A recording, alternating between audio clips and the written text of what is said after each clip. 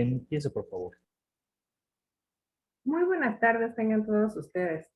Mi nombre es Carla Ramírez Pulido y soy la coordinadora de la Comisión de Equidad de la Facultad de Ciencias. Y a nombre de la comisión, les damos la más cordial bienvenida a toda esta semana de la diversidad en la Facultad de Ciencias de la Universidad Nacional Autónoma de México, la cual se realizará del 17 al 21 de mayo del presente año. Esta semana contempla actividades como ponencias, conversatorios y expresiones teatrales en materia de género y diversidad sexual, los cuales permitirán compartir el conocimiento respecto a estos temas para así crear espacios donde se pueda reflexionar y fortalecer el respeto a todas las expresiones en materia de diversidad en la comunidad universitaria. También tendremos 2 sesiones de Mujeres que Inspiran, donde mujeres científicas nos hablarán acerca de su quehacer profesional. Ellas representan a las mujeres de ciencia que nos precedieron y no tuvieron la oportunidad de expresarse en espacios como este. Cuando hablamos de comunidad universitaria, estamos hablando de estudiantes, de profesores y profesoras, de investigadoras e investigadores, de personal administrativo, hombres y mujeres. Todos juntos somos justamente la comunidad universitaria. Como universitarios, debemos de enaltecer siempre los principios éticos y valores que nos rigen y caracterizan. Es decir, debemos tener respeto por todas las personas y seres vivos, ser tolerantes ante los demás, ser íntegros y honestos académicamente, tener responsabilidad social y ambiental, preservar y fomentar la igualdad, entre otros. Sabemos que nuestra comunidad es enorme, no solo por las diferentes áreas del conocimiento que dan cabida a innumerables tareas que día a día se gestan en nuestra universidad, sino también por el número de personas que la componen y todas, todos y todes somos diferentes. Es justo esta pluralidad la que nos enriquece como universitarios.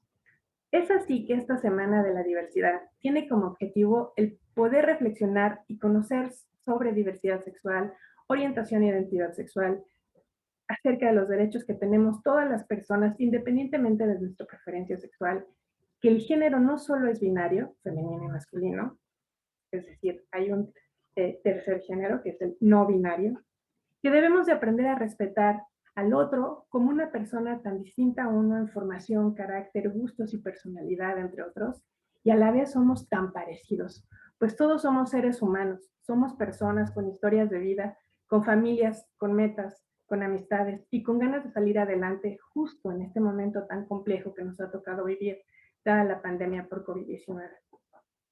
Gracias a todos los participantes que engalanan esta Semana de la Diversidad con su presencia. Gracias a ustedes que nos escuchan y que están dispuestos a reflexionar y aprender con nosotros. Gracias a todos los que han hecho ya un camino para que ahora podamos tener estas libertades y derechos de los que gozamos. Aún falta mucho camino que recorrer, pero sin duda ya hemos dado un paso adelante al contar con espacios de reflexión como este. Gracias, comunidad universitaria, por recibirnos en esta Semana de la Diversidad desde la Facultad de Ciencias. A todos y cada uno, en nombre de todos los que formamos la Comisión de Equidad de la Facultad de Ciencias, muchas gracias. Con esto damos inicio a la Semana de la Diversidad. Esperamos contar con su presencia. Y con ello, le cedo la palabra a mi amiga y compañera, la psicóloga Elizabeth Sánchez, quien dará esta presentación y moderará el primer conversatorio de la semana. Adelante, Eli.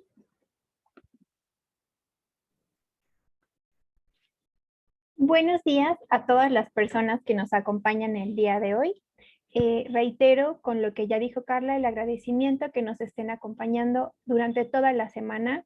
Sin lugar a dudas tendremos actividades que podrán resultar muy enriquecedoras y que nos van a permitir seguir cuestionando cómo nos relacionamos y cómo es que habitamos cada uno de los espacios en los que cumplimos labores todos los días.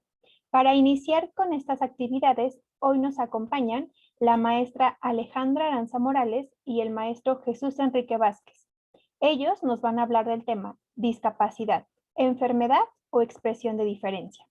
A continuación me permito presentarlos. La maestra Alejandra Aranza Morales Hernández es licenciada en Psicología por parte de la Universidad de las Américas CDMX, egresada de la maestría en Terapia Familiar de la Facultad de Psicología. Ha trabajado como profesora de niños y adolescentes con diversidad funcional, impartiendo materias relacionadas con el autocuidado y habilidades sociales. Ha sido psicoterapeuta con niños y adolescentes y también ha brindado asesoría a padres de familia. Ambas en el Centro de Apoyo Tecnológico para la Comunicación y el Aprendizaje CATIC. Actualmente se dedica a brindar psicoterapia privada desde los enfoques sistémico posmoderno en modalidad individual, de pareja y familiar. También como profesora adjunta en los seminarios de terapia breve y terapia narrativa de la residencia en terapia familiar de la Facultad de Psicología. Por otro lado, el maestro Jesús Enrique Vázquez Quirós es licenciado en psicología, maestro en terapia familiar por parte de la Universidad Nacional Autónoma de México y es activista por los derechos de las personas con discapacidad desde el año 2012. Actualmente preside la organización de sociedad civil, Entropía Social. Ha realizado distintos talleres para diferentes escuelas, tanto públicas como privadas, así como organizaciones no gubernamentales, para concientizar y sensibilizar a la población hacia entornos incluyentes y dar exposición a la Convención Internacional de los Derechos de las Personas con Discapacidad. Ha dado conferencias en diferentes empresas y congresos a nivel nacional e internacional, con el objetivo de visibilizar e incluir a las personas con discapacidad en las diferentes esferas sociales, laboral, educativa, legal y social. Bienvenidos.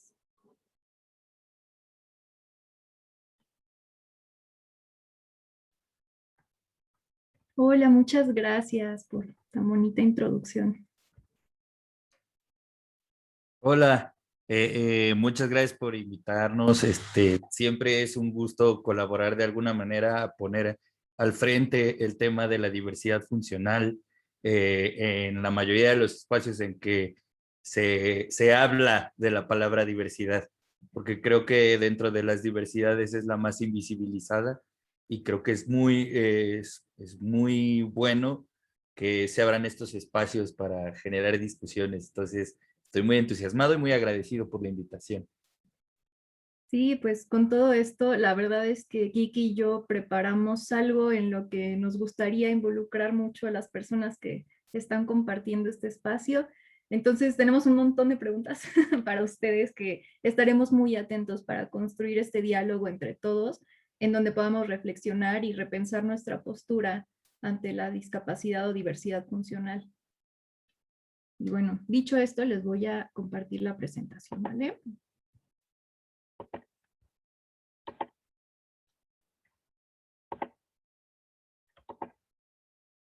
Ya se ve, ¿cierto? Ok, pues nosotros decidimos nombrar este conversatorio de hoy como discapacidad, enfermedad o expresión de diferencia. Y bueno, empezamos con una pregunta muy grandota, que es, ¿qué es discapacidad? Y bueno, me gustaría invitarlos a que respondan desde un lugar en el que no se sientan de alguna forma juzgados por compartir esto. O sea, la verdad es que queremos que esto sea un espacio en el que podamos discutir de todo. Entonces, siéntanse con la apertura de hablar de la discapacidad desde los lugares desde los que la conocen, ¿vale? O desde los que lo han escuchado, desde el que socialmente se piensa o se habla acerca de. Nuestra intención con este conversatorio justo es conversar las ideas que se tienen alrededor y empezar también a cuestionar qué es lo que estoy pensando y de dónde vienen las ideas, porque últimamente está muy en boga la palabra de construcción, pero se ejecuta poco. Entonces, queremos que este espacio sea un espacio de deconstrucción conjunta en el que tanto ustedes como nosotros nos salgamos con preguntas, con ideas, con imágenes y esto solo se logra a partir de que conversemos sin temor, sin tapujos, porque justo ahora este conversatorio tiene la intención de empezar a hacer este ejercicio de la deconstrucción alrededor de la palabra discapacidad. Entonces, nos encantaría que hubiera una valiente o un valiente o une valiente que se anime a responder esta pregunta desde lo que conoce o desde lo que no conoce. Entonces, empecemos. Vaya, pues creo que traen una pregunta justo como bien retadora, ¿no? Para empezar. Y entonces justo me gustaría como colaborar con esta primera pregunta, un poco como mencionaban, desde lo que se ha escuchado o desde lo que a veces entendemos, ¿no? Por discapacidad, o al menos yo desde mi experiencia pienso mucho como en que cuando se habla de discapacidad, muchas veces se refiere como a algo que sale de la norma, ¿no? Como algo que no se puede incluir o que tiene que tener estos espacios distintos o un trato diferente, ¿no? Muchas veces nos hemos encontrado con personas que preguntan, ¿no? Como, pero ¿y cómo le digo a alguien, no sé, voy a decir como que no se puede expresar bien verbalmente y ya eso se puede considerar cierta discapacidad, ¿no? Y que muchas veces se piensa que se requiere hacer como todo un manejo, por así decirlo, distinto, ¿no? De cómo hablar o qué expresiones usar o qué tono de voz, ¿no? A mí eso es algo que me hace pensar esta primera pregunta que nos plantean. Justo, y empecemos a pensar también cuáles son las características que recaen en las definiciones que tenemos en nuestra cabeza de lo que es la discapacidad, desde la postura que tanto Ale y yo manejamos, todo está en discusión, todas las palabras están en discusión y no solo están en discusión, sino que están en constante observación, porque la manera en que nos referimos a lo que sea también dicta las maneras en las que interactuamos con eso que estamos hablando. O sea, José Saramago lo ponía muy bonito en un texto que decía, siempre estamos buscando que corresponda el nombre y la cosa, y a veces el nombre no corresponde con la cosa que estamos nombrando. Entonces hay que empezar a discutir esto de la discapacidad. ¿Alguien más tiene una idea?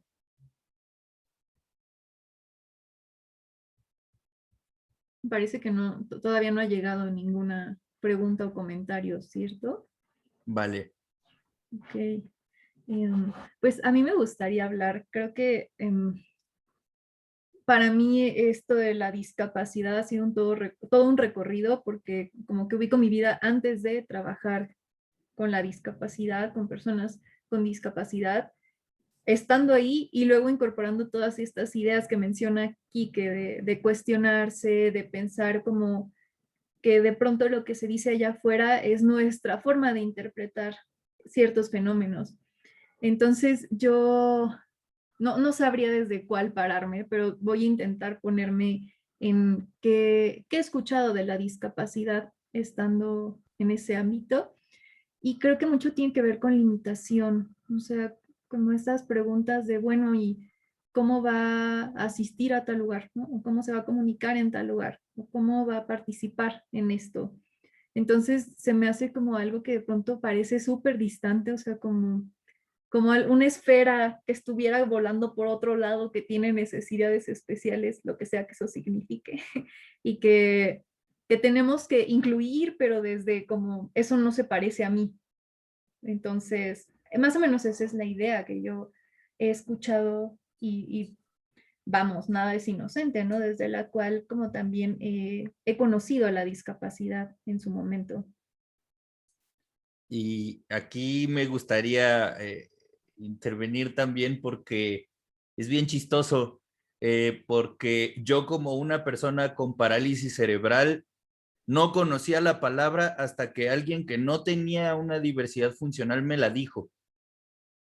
Eh, y es bien curioso darte cuenta que la manera en que yo vivo no es la misma en la que viven los demás, solo porque lo señalan, porque yo desde niño, yo nací con parálisis cerebral y desde mi manera de ver el mundo, pues todas las personas íbamos a rehabilitación, por ejemplo. En mi cabeza, cuando yo iba a algún lugar, a algún hospital o lo que sea, veía gente de todas las edades, de todas las configuraciones, y yo pensaba, pues, en la vida cotidiana de la gente, pues vamos a rehabilitación y luego vamos a la escuela y luego tenemos amigos y luego esa era la vida y después resulta que no, que yo era un discapacitado, y que por qué estoy así. Entonces, para mí, la discapacidad o la palabra tal cual discapacidad no significaba nada, sino hasta que alguien que no tenía una diversidad funcional me la hizo ver.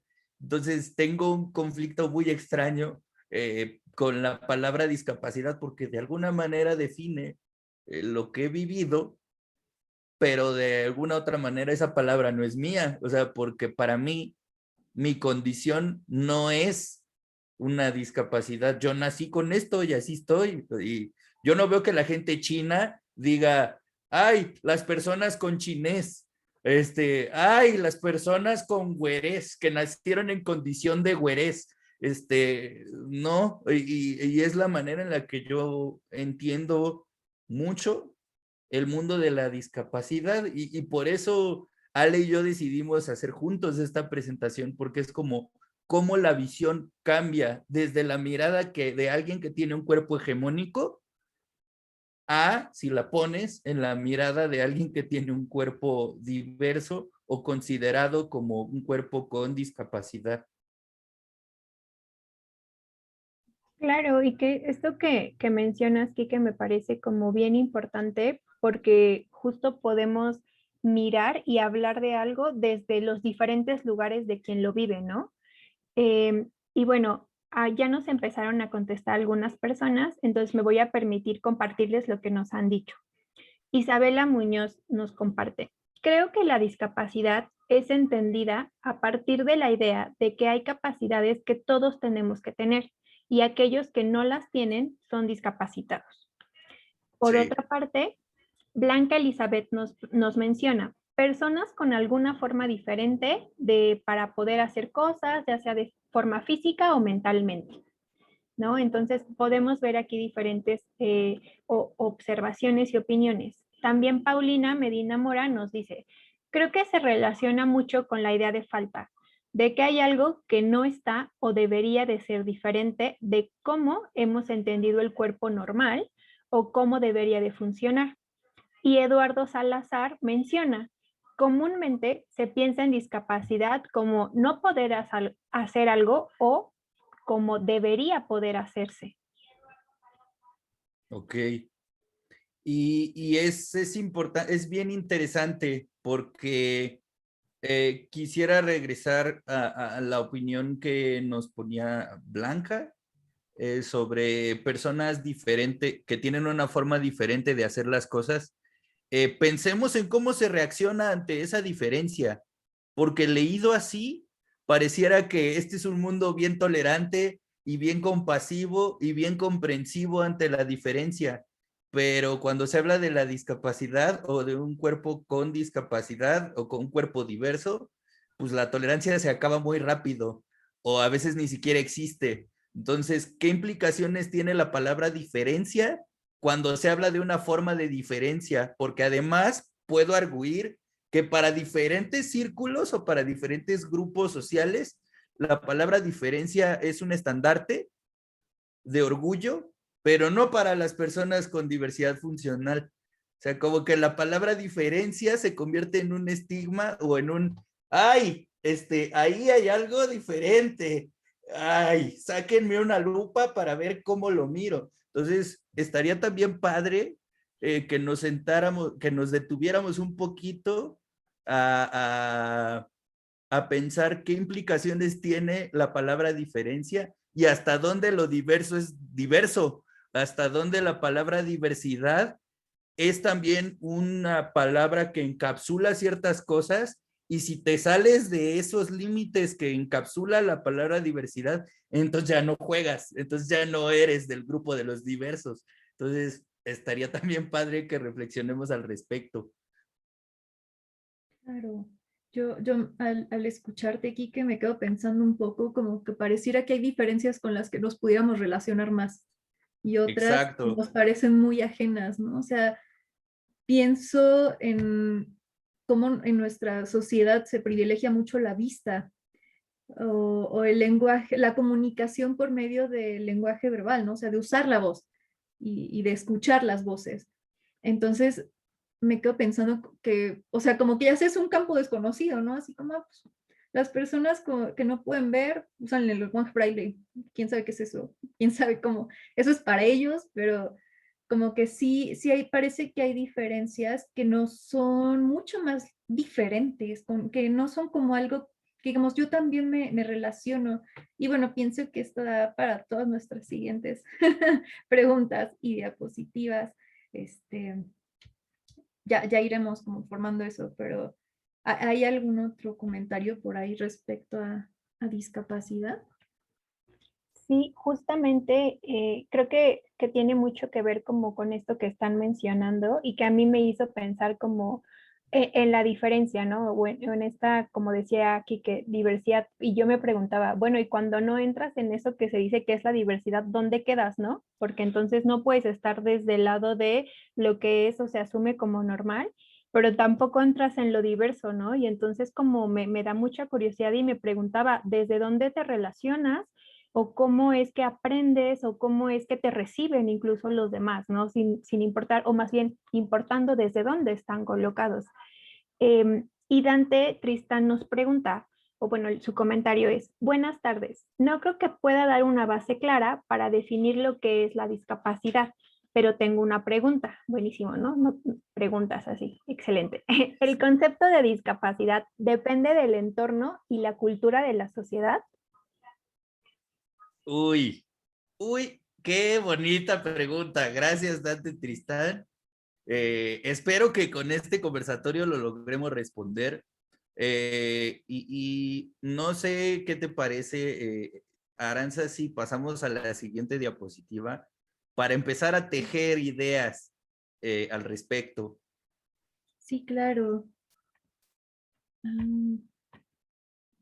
Caray. ¿Se ve la siguiente diapositiva?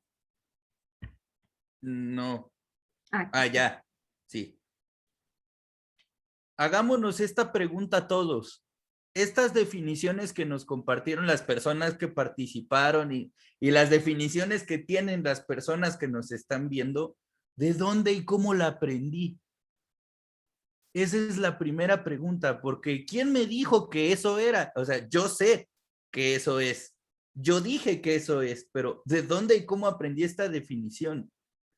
Y había cosas que veía que me hacían sentir que esta definición era la correcta. O sea, son dos cosas bien diferentes. La primera es cómo adquirí o de dónde aprendí esta definición que yo acabo de compartir o esta definición que yo conozco de la discapacidad.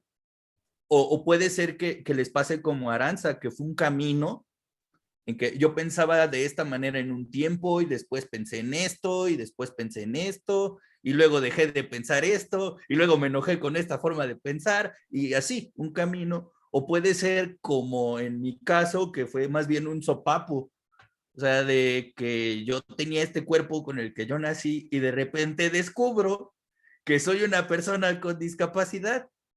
¿Y qué efectos tiene en las personas encontrarse con las definiciones de esta manera? ¿Y de dónde y de quién las obtuve? Porque pues no es lo mismo, porque no olvidemos que la academia es un privilegio. Entender la discapacidad desde el academicismo o sea, es ingenuo pensar que todas las personas tienen esa definición de discapacidad. No es cierto. Esa no es la primera definición de discapacidad que tenemos, esa la adquirimos. Entonces, ¿alguien quisiera ayudarnos a responder esta primera pregunta de dónde y cómo aprendí esta definición?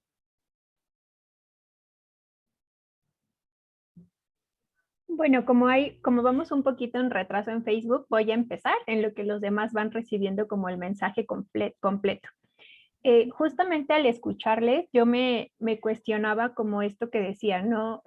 ¿Cómo lo aprendí? Incluso cómo lo fui viviendo y esto que mencionaba aquí, que no, cómo fue cambiando cuando me acerqué a lo académico, ¿no? Y como esta idea que decíamos de, la diversidad, de incluir a las personas y eso cómo te va moviendo del lugar. Y yo pensaba como que cuando me acerqué a este concepto de discapacidad fue mucho como desde el excluir, ¿no? O sea, como de el ver cómo a personas que a lo mejor tenían limitaciones en la movilidad o en el lenguaje o en su expresión corporal, en cómo estaba constituido el cuerpo, se les miraba desde una forma pues como restrictiva, como de una diferencia que no es aceptada, ¿no? Y que esa idea o ese concepto de discapacidad se fue moviendo en la medida en la que también yo me fui preguntando, ¿no? Como, pero ¿por qué? ¿Por qué eso tiene que ser así? O sea, como, ¿qué es esa diferencia que me están diciendo, que me están transmitiendo que yo debo de tener con el otro, ¿no? Porque eso a mí no me hacía sentido. Como que yo decía, pero ¿por qué? O sea, si yo veo, hablo, puedo comunicarme con esa persona, podemos tener cosas incluso en común o puntos de acuerdo y de desacuerdo, ¿no? Entonces creo que así fue como yo fui viviendo la transición. Ok, y yo ahí tengo una pregunta, Elizabeth.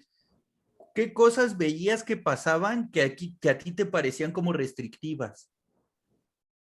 Pues, por ejemplo, pensaba como en cuando era pequeña y no sé, no se podía jugar con alguien a lo mejor que estaba en una silla de ruedas, ¿no? Por ponerlo de alguna forma, como un poco decir, no, es que, o sea, en lugar de pensar, ok, ¿cómo podemos hacer que este juego que puede ser distinto para que todos participemos? Era como ni siquiera tomarlo en cuenta, como excluir totalmente. Creo que ahí veía la restricción, ¿no? Como en parece que eso no existe, que no es mirado, y entonces hacemos otras cosas, como desde el ignorar. Ok.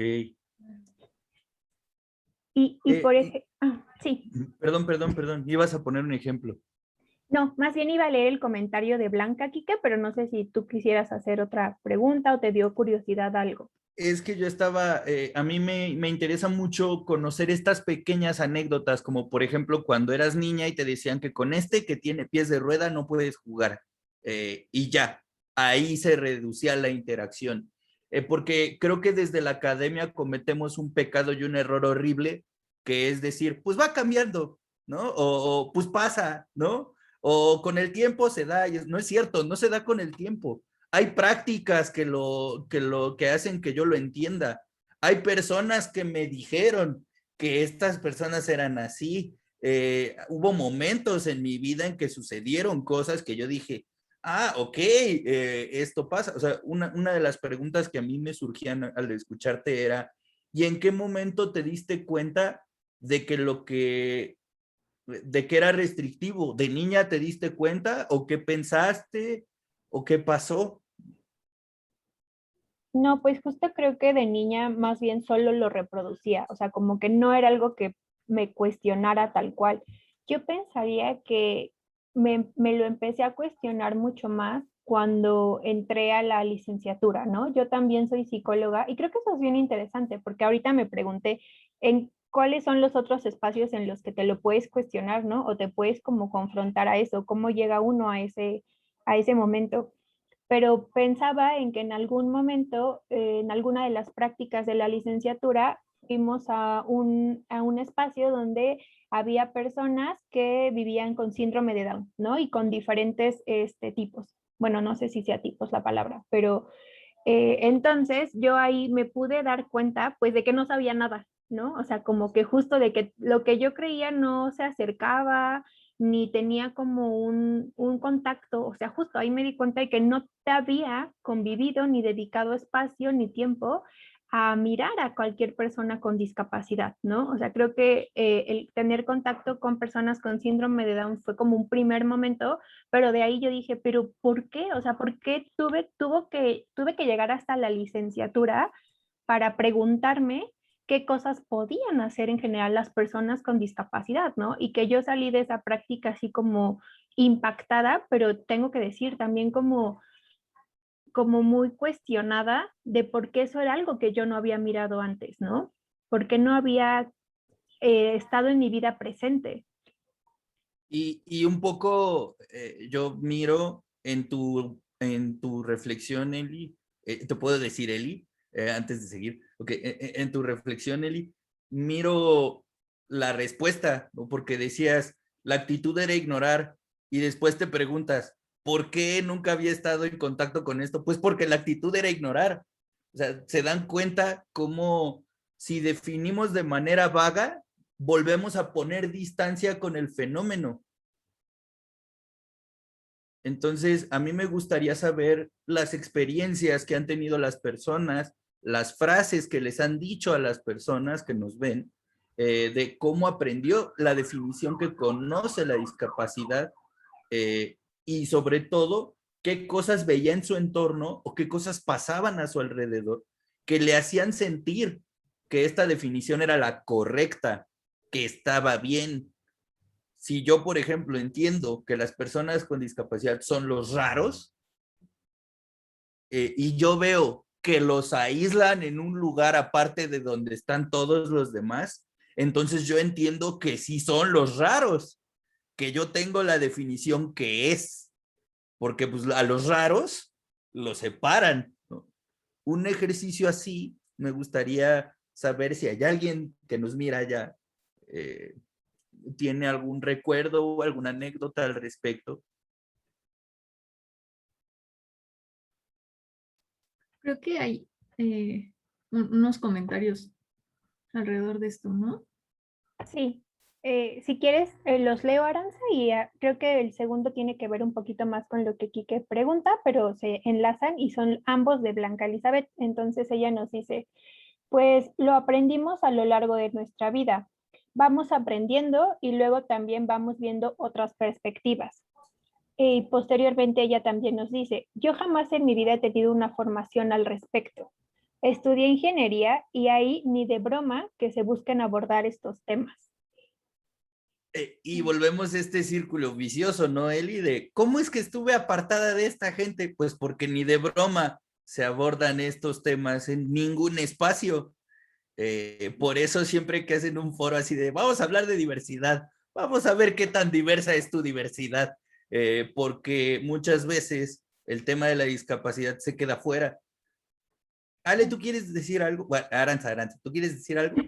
Es que mi primer nombre es Alejandra, pero sí, yo justo estaba recordando una clase en la licenciatura que era de entrevista y según teníamos que entrevistar pues, adultos mayores, niños, una entrevista desde organizacional y había una que era de discapacidad y de repente fue como, o sea, nosotros teníamos que llevar a la gente y dicen, pues es que no conozco a nadie con discapacidad. Y también digo, bueno, ¿dónde estás poniendo el dedo de qué es discapacidad, no? O sea, por ejemplo, no sé si usar lentes es discapacidad si nos basamos en ciertas definiciones, o de plano es como, no sé, estar en una silla de ruedas, ¿hasta qué punto se define como discapacidad? Y qué cañón que, o sea, éramos alumnos de licenciatura que decíamos, pues que no conozco a nadie con discapacidad. Entonces, sí, me quedo con esta idea de como lo apartados que llegan a estar, ¿no? O sea, los que tienen ciertas necesidades, pues por allá en donde les den esas necesidades y los que vamos a estudiar por acá, ¿no? Entonces, me quedo pensando un poco en esas ideas y bueno, para tener oportunidad de abordar más, ¿qué te parece, Quique, que hablamos un poco de las definiciones que encontramos sobre la discapacidad, ya las escritas por la OMS, por la RAE y todo esto? ¿Vale? Sí, está bien interesante eso.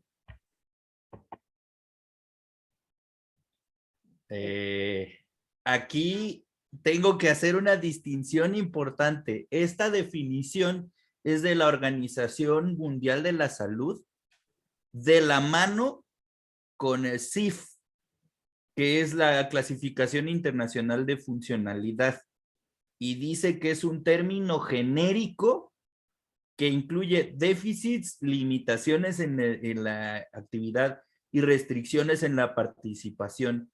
Indica los aspectos negativos de la interacción entre un individuo con condición de salud y sus factores contextuales, ambientes o personales.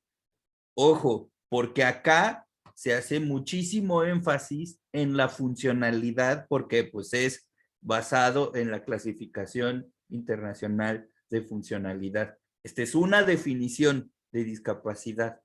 ¿Qué otra encontramos, Sara? Ok. no sé por qué está un poco lento a la hora de cambiar, pero bueno.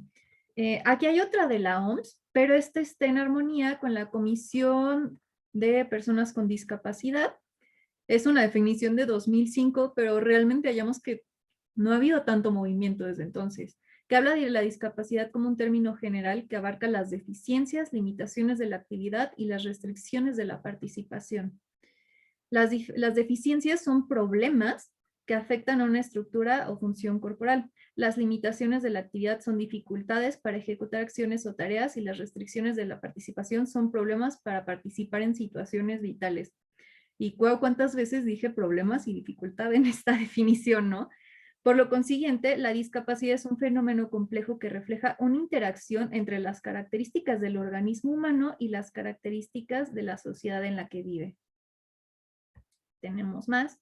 Esta es la que más nos cuestionamos.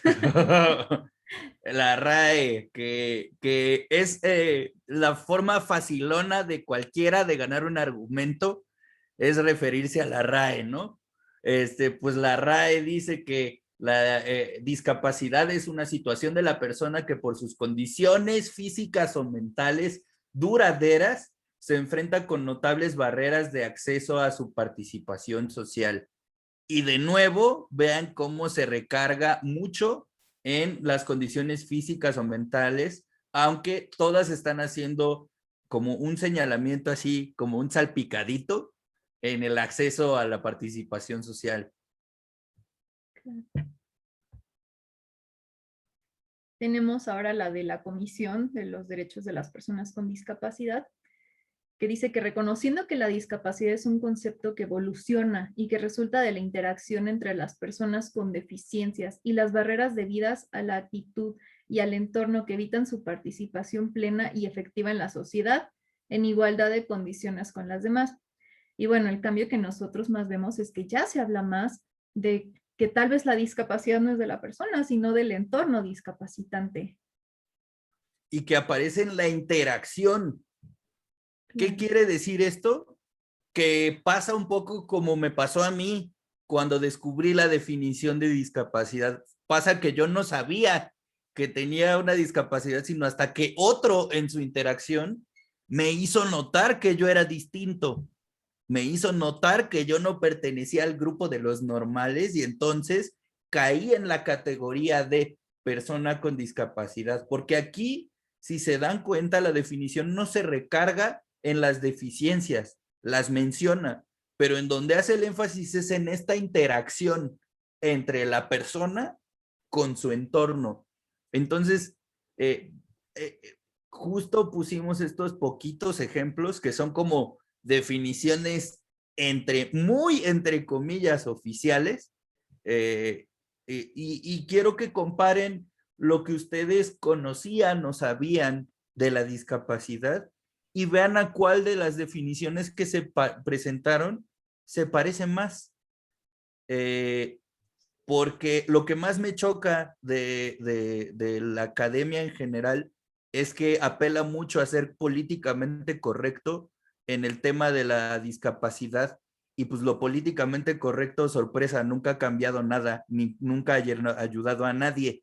Entonces, hablar de diversidad funcional y de discapacidad implica reconocer los prejuicios que yo tengo ante un cuerpo que no se parece al mío y poder aceptar que yo he pensado cosas horribles y que yo he hecho cosas horribles o que no he hecho nada, que también es horrible, y pensar de dónde viene esta actitud que yo tomé. Y creemos que el primer paso para esto es a qué definición de estas se parece mi manera de entender la discapacidad, porque de ahí vamos a empezar a hacer más preguntas. Claro. De hecho, nuestra como pregunta así principal es, ¿qué pasa si pensamos desde estas definiciones? ¿Qué pasa si tomamos una mirada de que las notables limitaciones hacen la discapacidad? ¿O qué pasa si pensamos desde la deficiencia? ¿Qué pasa si pensamos desde un cuerpo limitado? ¿O qué pasa si pensamos desde cómo todos colaboramos en que la discapacidad se haya convertido en lo que generalmente se suele ver? Y bueno, tenemos otras preguntas que nos gustaría escuchar un poco, tal vez no todas, entendemos que más bien les proponemos que esto sea un ejercicio para ustedes de reflexionar, de tenerlo presente, pero sí nos gustaría escuchar que si tienen respuestas al respecto de qué palabras utilizas para relacionarte con las personas con diversidad funcional. Si pienso así de las personas como niños, por ejemplo, que no van a entender o que se les tiene que hablar de cierta forma, ¿qué palabras usaré con él o con ella? Si veo el cuerpo de la otra persona como un cuerpo enfermo, ¿cómo voy a llevarme con él o ella? ¿Qué atenciones crees que necesita una persona con diversidad funcional? Pensando justo en esto de, pues ellos tienen su escuela, tienen sus clínicas, tienen sus lugares. ¿Qué cosas se le puede decir o no a una persona con diversidad funcional? Y yo me quiero estacionar un poco en esa pregunta porque pareciera que, o sea, como que evidenciar la diferencia también se vuelve algo políticamente incorrecto, ¿no? O sea, con personas que no se comunican desde pues la voz y la escucha por los oídos, es como pues, o sea, ¿qué hago? Solo voy a evitar como acercarme porque no sé qué hacer con esto, o sí podemos hablar de la discapacidad o de las limitaciones que existen o no. O sea, incluso pienso que esa última pregunta me lleva a pensar qué tanto se le puede decir a una persona desde el lugar que tenemos, por ejemplo, el mío de funcionalidad hegemónica, así como, oye, pues noto que traes un aparato, ¿no? ¿Qué onda? O sea, como que eso también se me hace una pregunta de, ¿se dice, no se dice, se mira, se oculta? ¿Es por educación que se habla?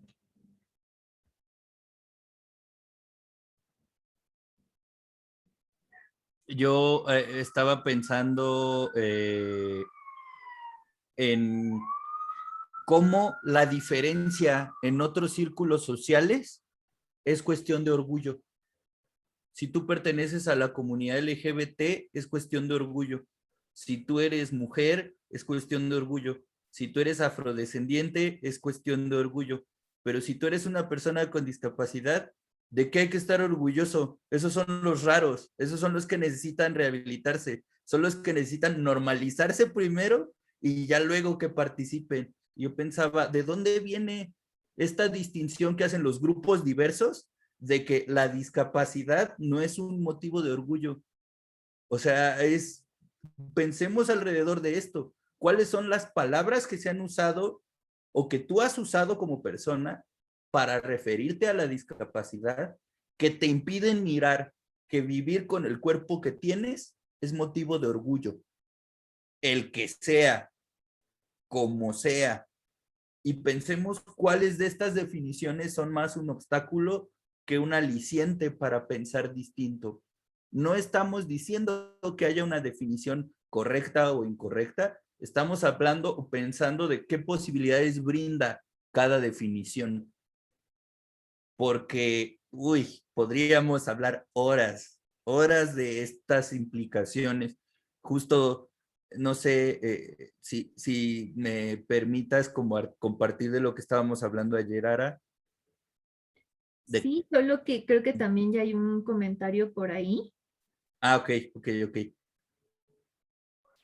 Si quieren que, bueno, si quieres lo leo ahora, igual nos comenta Dante Tristán, en la definición de ay, no sé exactamente, se me fue qué es CDPC, donde La Convención de los Derechos de las Personas con Discapacidad.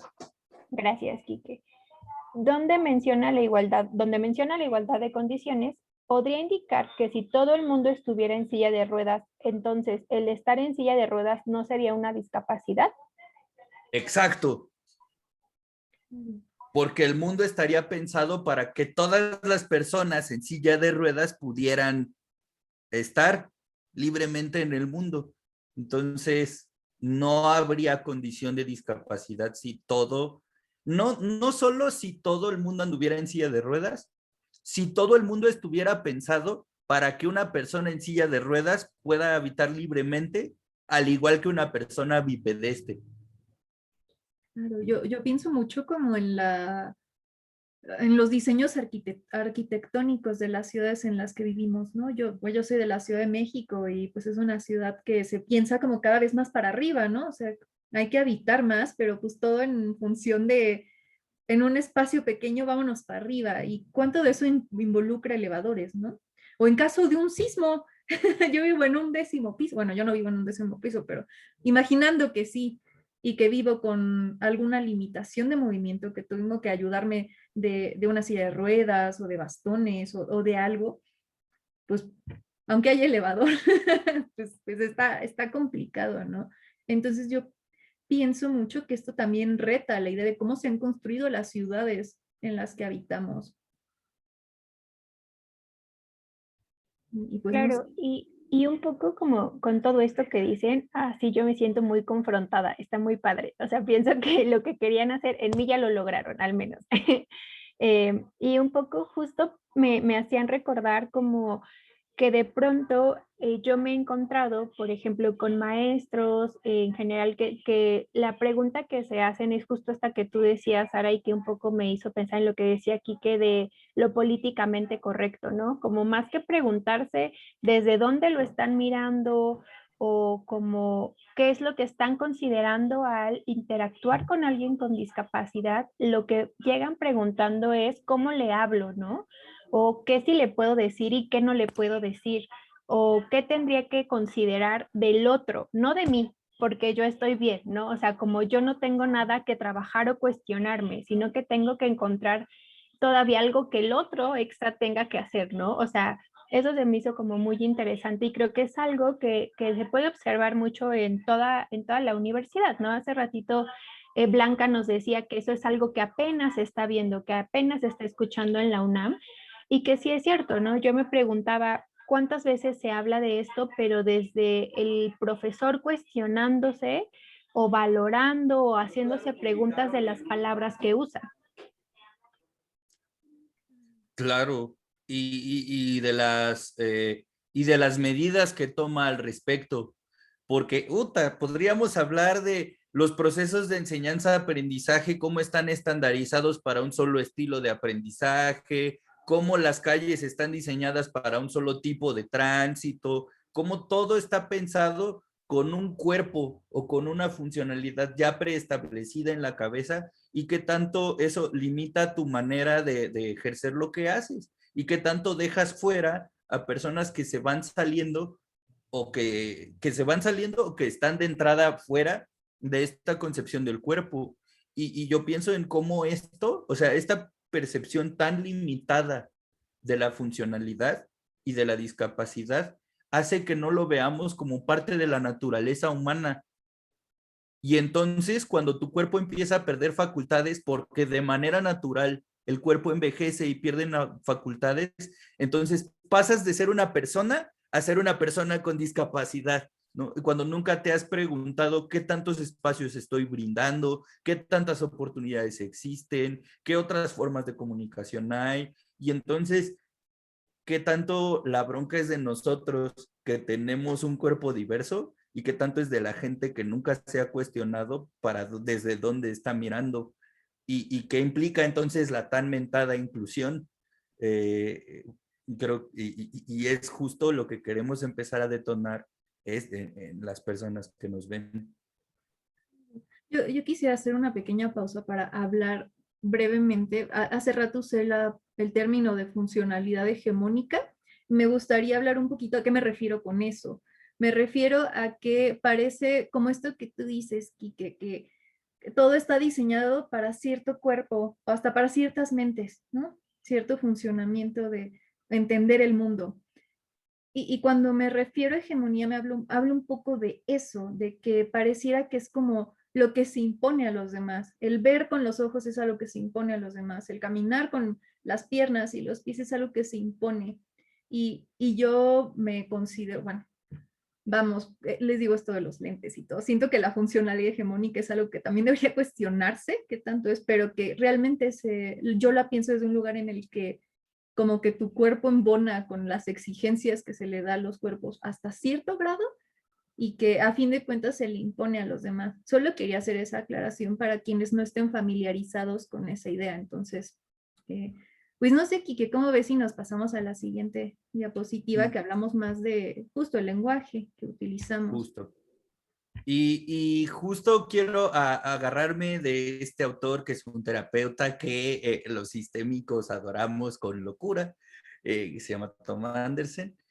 Justo haciendo alusión a lo que dice Arantxa ahorita, de por qué ella le llama funcionalidad hegemónica, particularmente hablo de, cuando hablamos de un cuerpo, hablo de funcionalidad, de diversidad funcional. ¿Por qué lo digo así? Para marcar la distinción entre un cuerpo que funciona diferente y la discapacidad, porque la discapacidad está en el entorno discapacitante, en la relación discapacitante. Entonces, ¿existen las personas con discapacidad? No. Existen relaciones discapacitantes, existen entornos discapacitantes, existen ideas discapacitantes y existen personas con diversidad funcional. ¿Y por qué se les llama diversidad funcional? Porque en la corporalidad hegemónica que menciona Arantxa, hay estándares tolerables o tolerados de funcionalidad. O sea, una persona con lentes se ve intelectual, pero una persona ciega con lentes se ve ridícula. ¿Se dan cuenta? O sea, cómo la funcionalidad dicta cómo miramos el mundo. Una persona en silla de ruedas, pero que se esguinzó, tuvo un accidente. Una persona en silla de ruedas con daño medular es una tragedia. ¿Ven cómo hay rangos de funcionalidad tolerables y tolerados? Bueno, Tom Anderson decía que nuestra forma de entender el mundo también nos dicta cómo nos vamos a relacionar con el mundo. Y por lo tanto, lo que entendemos también afecta lo que podemos ver y tocar y por consiguiente lo que no podemos ver y no podemos tocar. Y me regreso a lo que me decías hace un rato, Eli, de, pues es que la cosa era ignorar. Y pues, ¿cómo te relacionas con algo que no puedes ver ni tocar? No tienes manera de relacionarte. ¿Y cuál es la pregunta que han hecho los maestros? ¿Cómo le hablo? ¿Cómo me acerco? ¿Te das cuenta cómo todo es un círculo que se va repitiendo y repitiendo? Por eso Tom Anderson decía, las palabras son tacto y movimiento. No quiero que se confunda, o sea, no quiero que se piense que estamos diciendo que la realidad no existe. No, estamos diciendo que la información que tenemos la utilizamos para interpretar cierto fenómeno de cierta manera.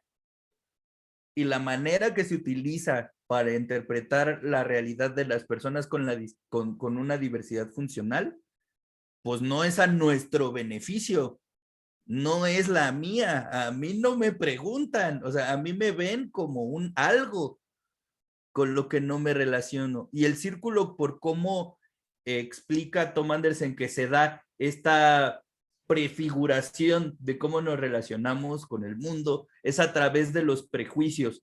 Ojo, aquí también quiero hacer una aclaración. No estamos usando la palabra prejuicio de una manera peyorativa, de que está mal tener un prejuicio. Si se sienten más cómodas o cómodos o cómodes con preentendimiento, como que se acerca más a la manera en que entendemos prejuicio. Es un atajo mental, por decirlo así. Entonces, un prejuicio llevado a la reflexión nos invita a hacer un análisis. Este análisis parte de una comparación de cómo miro yo el mundo versus cómo miran otras personas el mundo. Al mirar las otras perspectivas sobre cómo se ve el mundo, se invita a una comprensión, a un resumen, a una condensación de estas maneras de mirar el mundo que me dejan una manera de interpretar un fenómeno. Cuando yo tengo esta manera de interpretar un fenómeno y hay cierta constancia, entonces se hace una síntesis y entonces elaboro un nuevo prejuicio o un nuevo preentendimiento. La pregunta aquí es, ¿qué prejuicios existen alrededor de la palabra discapacidad? Y desenrollemos este círculo. Bueno, más adelante como que nos enfocaremos un poco más en esto de los prejuicios o preentendimientos, pero sí, creo que como lo estamos viendo, parte mucho de la idea de que esta frase que nos encanta, el lenguaje no es inocente, ¿no? Que la forma en la que hablamos de las cosas construye realidades. Y no sé, me parece muy valioso esto que dijiste, Quique, como que no es una realidad que, por ejemplo, a ti te preguntaron, que no es un estándar que a ti te dijeron, oye, ¿cómo ves? Sino que está en función de lo que podríamos llamar lo dominante. Entonces, sí. Y que de pronto ahorita que los escuchaba, también me hacía preguntarme como una vez que observas y empiezas a desenrollar este prejuicio, como cuál sería la idea o el punto, como yo le voy a llamar, de quiebre, como para empezar a generar a lo mejor una forma distinta como de, o cómo modificas ese prejuicio, pues. Y que creo el primer paso justo es este, de empezar a pensar de qué manera se instaló en mi cabeza este chip de pensar la discapacidad de la manera en que lo sé. Porque, bueno, vayamos más adelante que ya me estoy adelantando. Claro, y bueno, pensando en el lenguaje, a nosotros se nos conectaba la forma como de que ahorita predomina para entender estos fenómenos que viene un poco del modelo médico, del lenguaje del modelo médico, ¿no? Entonces, a pesar de que en México, por ejemplo, también hay mucho predominio de, por ejemplo, la religión, de pronto el modelo médico, pensando en esto de la academia y lo que es válido y verificable y que se puede aplicar a la mayor cantidad de personas, consideramos que es algo que tiene implicaciones pues muy importantes. Y bueno, pusimos una frase de Brownstein de los diagnósticos, que no es algo que se encuentra, sino que es algo que se emite. Es un acto performativo que hace a la cosa que nombra transformando al sujeto en otro, estigmatizándolo. ¿A qué se refiere esto, Néstor Brownstein? No, sí, dale, dale. Que tú en el entorno, en el mundo, tú no te... Mira, ahí va una esquizofrenia, ahí va un síndrome de Down, ahí va... No hay manera de medir esto, porque aunque haya personas con síndrome de Down, a ninguna persona que lo vive está exactamente igual, porque entender un diagnóstico de esta manera es darle una condición de objeto, y no es cierto.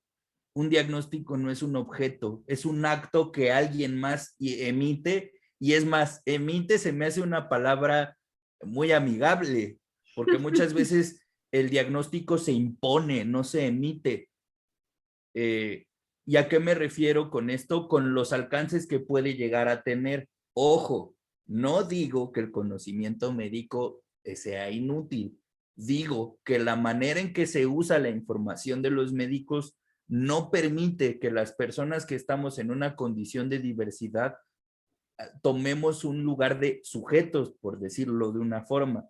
Por ponerles un ejemplo, cuando yo nací, muy prematuramente, a los 5 meses y 3 semanas de embarazo de mi mamá, los médicos le dijeron a mi madre, no se encariñen, pónganle nombre, si profesan alguna religión, háganle como las exequias, porque no va a pasar la noche.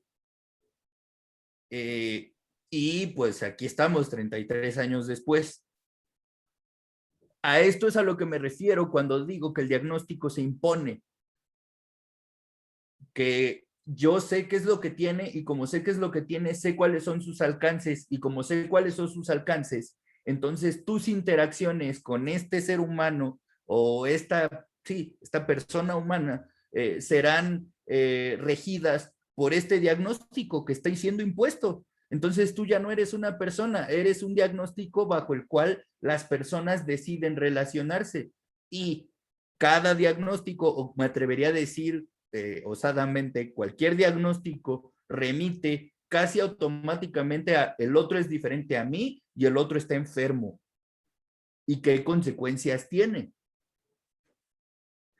Y que Con esto, perdón, Aranza, que dices, Quique, creo que tiene que ver con la pregunta que nos hace Oscar Ballesteros, y él nos comenta, cuando una persona que adquiere una discapacidad por algún suceso y es revocada de algunas de sus posibles responsabilidades en la sociedad, ¿cuenta como discriminación?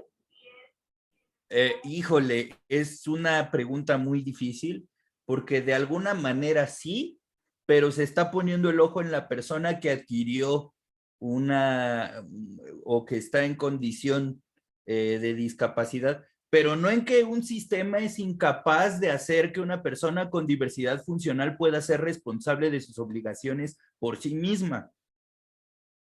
Entonces, sí puede ser entendido como una discriminación, pero también puede entenderse como una omisión de las leyes y del Estado en reconocer que las personas con una diversidad funcional somos ciudadanos, igual que cualquier persona que podemos ejecutar nuestras obligaciones. Pero ¿por qué no podemos ejecutarlas? Porque el Estado nos piensa como objetos.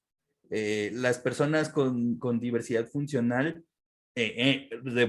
volviendo a esta lógica de la funcionalidad tolerada, las personas con diversidad funcional pues no pueden, y como no pueden, tengo mecanismos legales que me amparen a mí de reconocer que yo la estoy regando, y una forma de ampararse es como, pues te perdono, no te doy trabajo, pero pues te perdono, no me pagues. Pues como no tienes dinero, pues no me pagues. No te voy a dar trabajo, pero pues no me pagues. Entonces, estamos, o sea, se dan cuenta cómo incluso en este tipo de preguntas se nota el recargue de la discapacidad en el cuerpo, y que se trata de ver al cuerpo como la causante de esta distinción, cuando la distinción estaba desde antes, estaba desde que la ley no promueve que las personas con una diversidad funcional podamos ser tratados como ciudadanos como todas las demás. Y esto se da por este paradigma del modelo, este paradigma médico. Perdón si de repente en las diapositivas estamos siendo como demasiado explicativos, pero es un mal de los sistémicos, como somos una corriente de psicología como muy moderna, tememos que se pierdan cosas en el camino. Entonces, por eso sí, suele ser muy explicativo. Paradigma es esto, que es la suma de pensamiento, sentimiento y acción, que genera una actitud. Y el modelo médico genera pensamientos, sentimientos, acciones, en resumen, actitudes hacia las personas con alguna diversidad funcional. El modelo médico nos hizo pensar que discapacidad es igual a funcionamiento anormal, pero la pregunta que hay que hacernos es, ¿qué es normal? ¿Normal con respecto a qué? Porque si yo pienso que un cuerpo normal es el cuerpo de Usain Bolt, que puede correr 100 metros planos en menos de 10 segundos, pues todos somos anormales, ¿no? Claro. Y el siguiente punto pienso que viene mucho de lo que decías, ¿no? El problema es algo individual, es tu problema, tú lo arreglas. Y que hasta cierto punto como que las instituciones que podrían involucrarse con eso se involucran hasta cierto punto, ¿no? Y desde un modelo médico es como, bueno, pues les vamos a dar cierto dinero para que vayan a atenderse.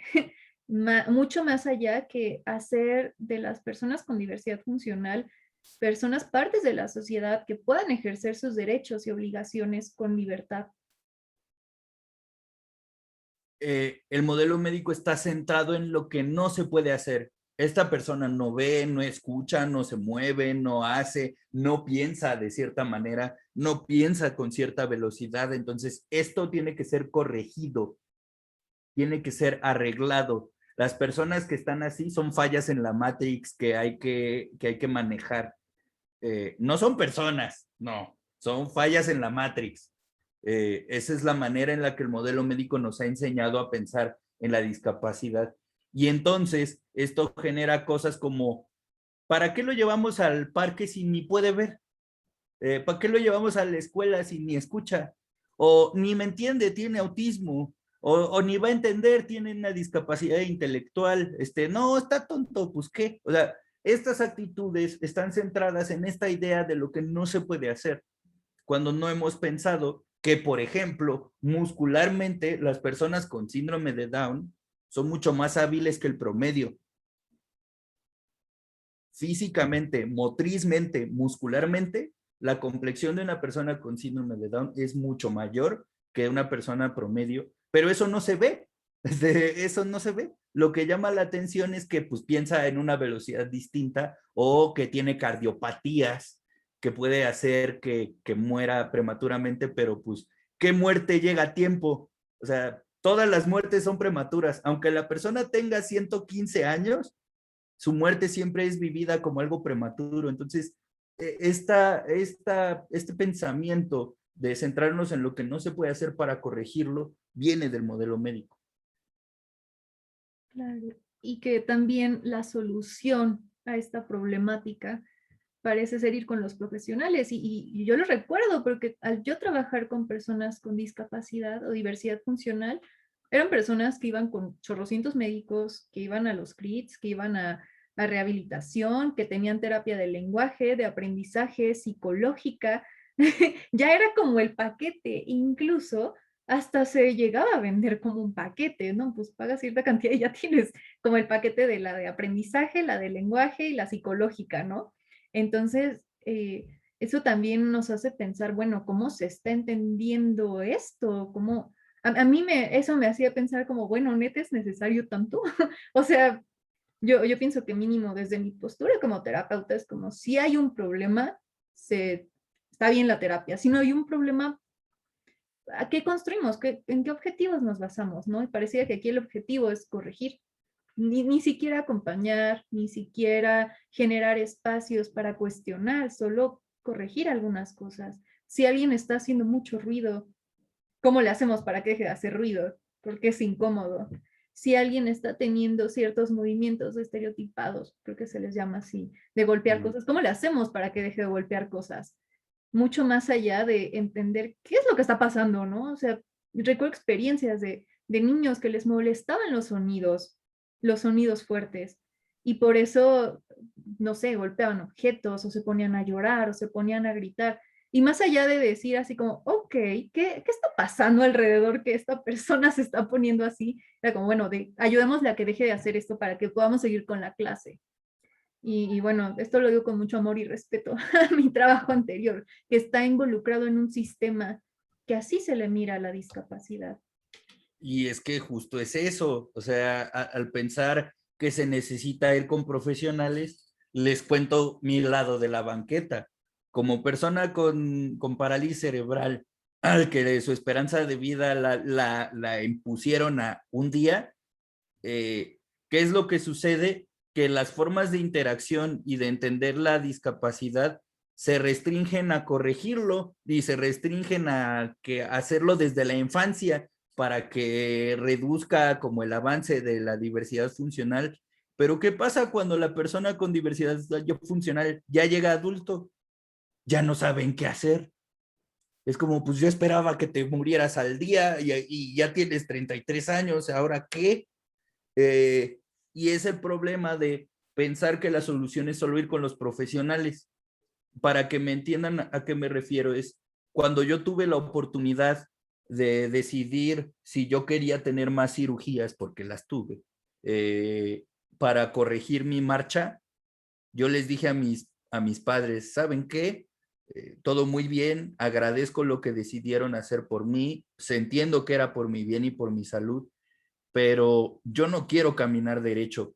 Yo quiero tener amigos, yo quiero tener pareja, yo quiero tener trabajo, yo quiero estudiar, yo quiero ganar dinero, yo quiero tener mi casa, yo quiero lo que toda la gente quiere. ¿Y en qué momento estamos promoviendo que esto pueda suceder con una persona con diversidad funcional? Y bueno, lo siguiente que nos surge es que parece que todo se reduce a qué es lo normal y lo anormal, ¿no? Como esta pregunta que hace aquí, que hace rato, ¿qué es lo normal? ¿Quién dicta qué es lo normal? Es un consenso, pareciera, ¿no? Más que ser como que estaba escrito no sé, como el contrato de ser humano, ¿no? Y sobre todo, ¿qué pasa cuando no cumplimos con las exigencias de la normalidad? ¿qué pasa cuando nos desviamos de la norma? Y esto pues se ve en muchos campos, ¿no? Se ve en el campo de la sexualidad, se ve en el campo de género, se ve en muchos lados, pero eh, tomando en cuenta esto que también ha venido diciendo Quique, en la discapacidad es algo de lo que no se tuviera orgullo, ¿no? Entonces, también eso tiene sus implicaciones. Y esta pregunta que también nos gustó mucho, ¿cómo nos ven los demás cuando resistimos a discursos normalizantes? Yo no sé, me pregunto ahorita que te escuchaba aquí, ¿qué cara pusieron tus papás cuando dijiste, pues, o sea, gracias, pero yo no, mi interés no está en caminar derecho, yo quiero tener una vida que incluya esto? Pues sí fue muy confrontativo, la verdad, sí hubo como muchas discusiones porque, y lo entiendo, o sea, mis papás entendían esto como un ataque directo a todas las decisiones que tomaron desde que yo tenía 0 años hasta que cumplí 18. Pero lo que yo les decía es como, no, o sea, me tomó tiempo, nos tomó tiempo, porque hubo que conversar, que yo tuve que estar en procesos en los que no quería. Tenía que ir a rehabilitarme con gente que no quería, haciendo cosas que no quería, permitiendo que mucha gente tuviera acceso a mi cuerpo de formas que no quería, en aras de estar bien, en aras de mi salud, en el por mi bien, pero en ese por mi bien no estaba tener amigos, no estaba tener, o sea, como que se empieza a desviar la atención de la vida cotidiana. Afortunadamente mi familia siempre procuró tener esos espacios, digamos, a salvo, pero como que el objetivo familiar siempre era que camines derechito. Y eso tiene sus implicaciones. Y al final del día, pues claro que tuvo un efecto en mí, que gente accediera a mi cuerpo de maneras que yo no quería, que yo tuviera que ceder ante dolor y cirugías que yo no quería tener, a pesar de que mis padres sabían que yo no quería. Pues claro que tuvo resultados, pero cuando yo les dije hasta aquí, mi familia, después de como platicar todo esto, me dijeron, pues es que tienes razón, ya eres adulto y tú puedes tomar las decisiones que creas convenientes para tu vida.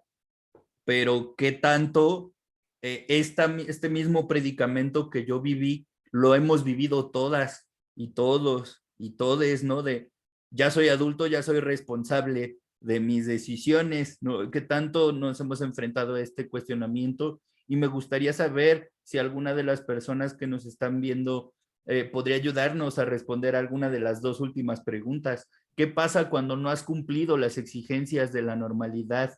De quién se supone que debiera ser y cómo te ven las personas cuando te resistes a estos discursos normalizantes, que puede ser tan simple como para una ponencia usa camisa, y entonces cómo te ven cuando tú llegas de pants, ¿no? O cuando tú llegas con una camiseta, eh, o, o una mujer bonita usa tacones. ¿Y qué pasa cuando tú usas tenis, no? O una persona homosexual se tiene que ver de cierta manera, porque si no se ve de cierta manera, entonces ya se sale, ¿no? ¿Qué pasa? ¿Qué pasa cuando te sales de estas exigencias? ¿Qué pasa cuando no cumples? ¿Se te respeta por igual? ¿Se te trata por igual? ¿O hay un castigo? ¿O hay una ignoración? O qué hay, o cómo te ven los demás cuando te resistes, que te dicen, ándale, mijita, es que ven, vamos con todos a la familia a comer a este lugar, y tú dices, no me gusta ir a comer a este lugar, y cómo te ven, ay, es que es la, la, la higadito, no es la insoportable, ¿no? ¿Qué pasa? ¿Qué pasa cuando nos salimos de todos estos discursos normalizantes? ¿Qué consecuencias ha tenido para sus vidas? Claro, y en lo que esperamos la respuesta, me encanta llegar a esta parte porque ahí es donde creo que todos de alguna forma estamos sujetos a las exigencias de la normalidad o de cierta normativa. Yo en mi experiencia como mujer creo que de pronto es algo que también vivimos mucho desde nuestra vestimenta, nuestra apariencia física, cómo debemos comportarnos en ciertos lugares. Yo me acuerdo que para mí usar falda en la escuela era como lo más horrible del mundo porque no podía subirme a jugar, no podía correr con libertad.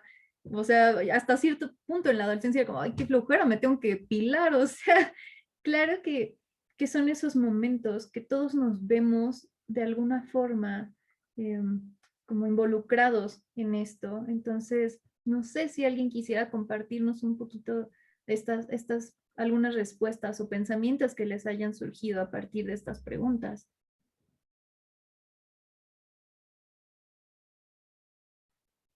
Yo me quedaba pensando como en que cuando resistes o quieres como ir en contra de estos discursos normalizantes, pensaba como que a veces surge esta necesidad como de justificar todo, ¿no?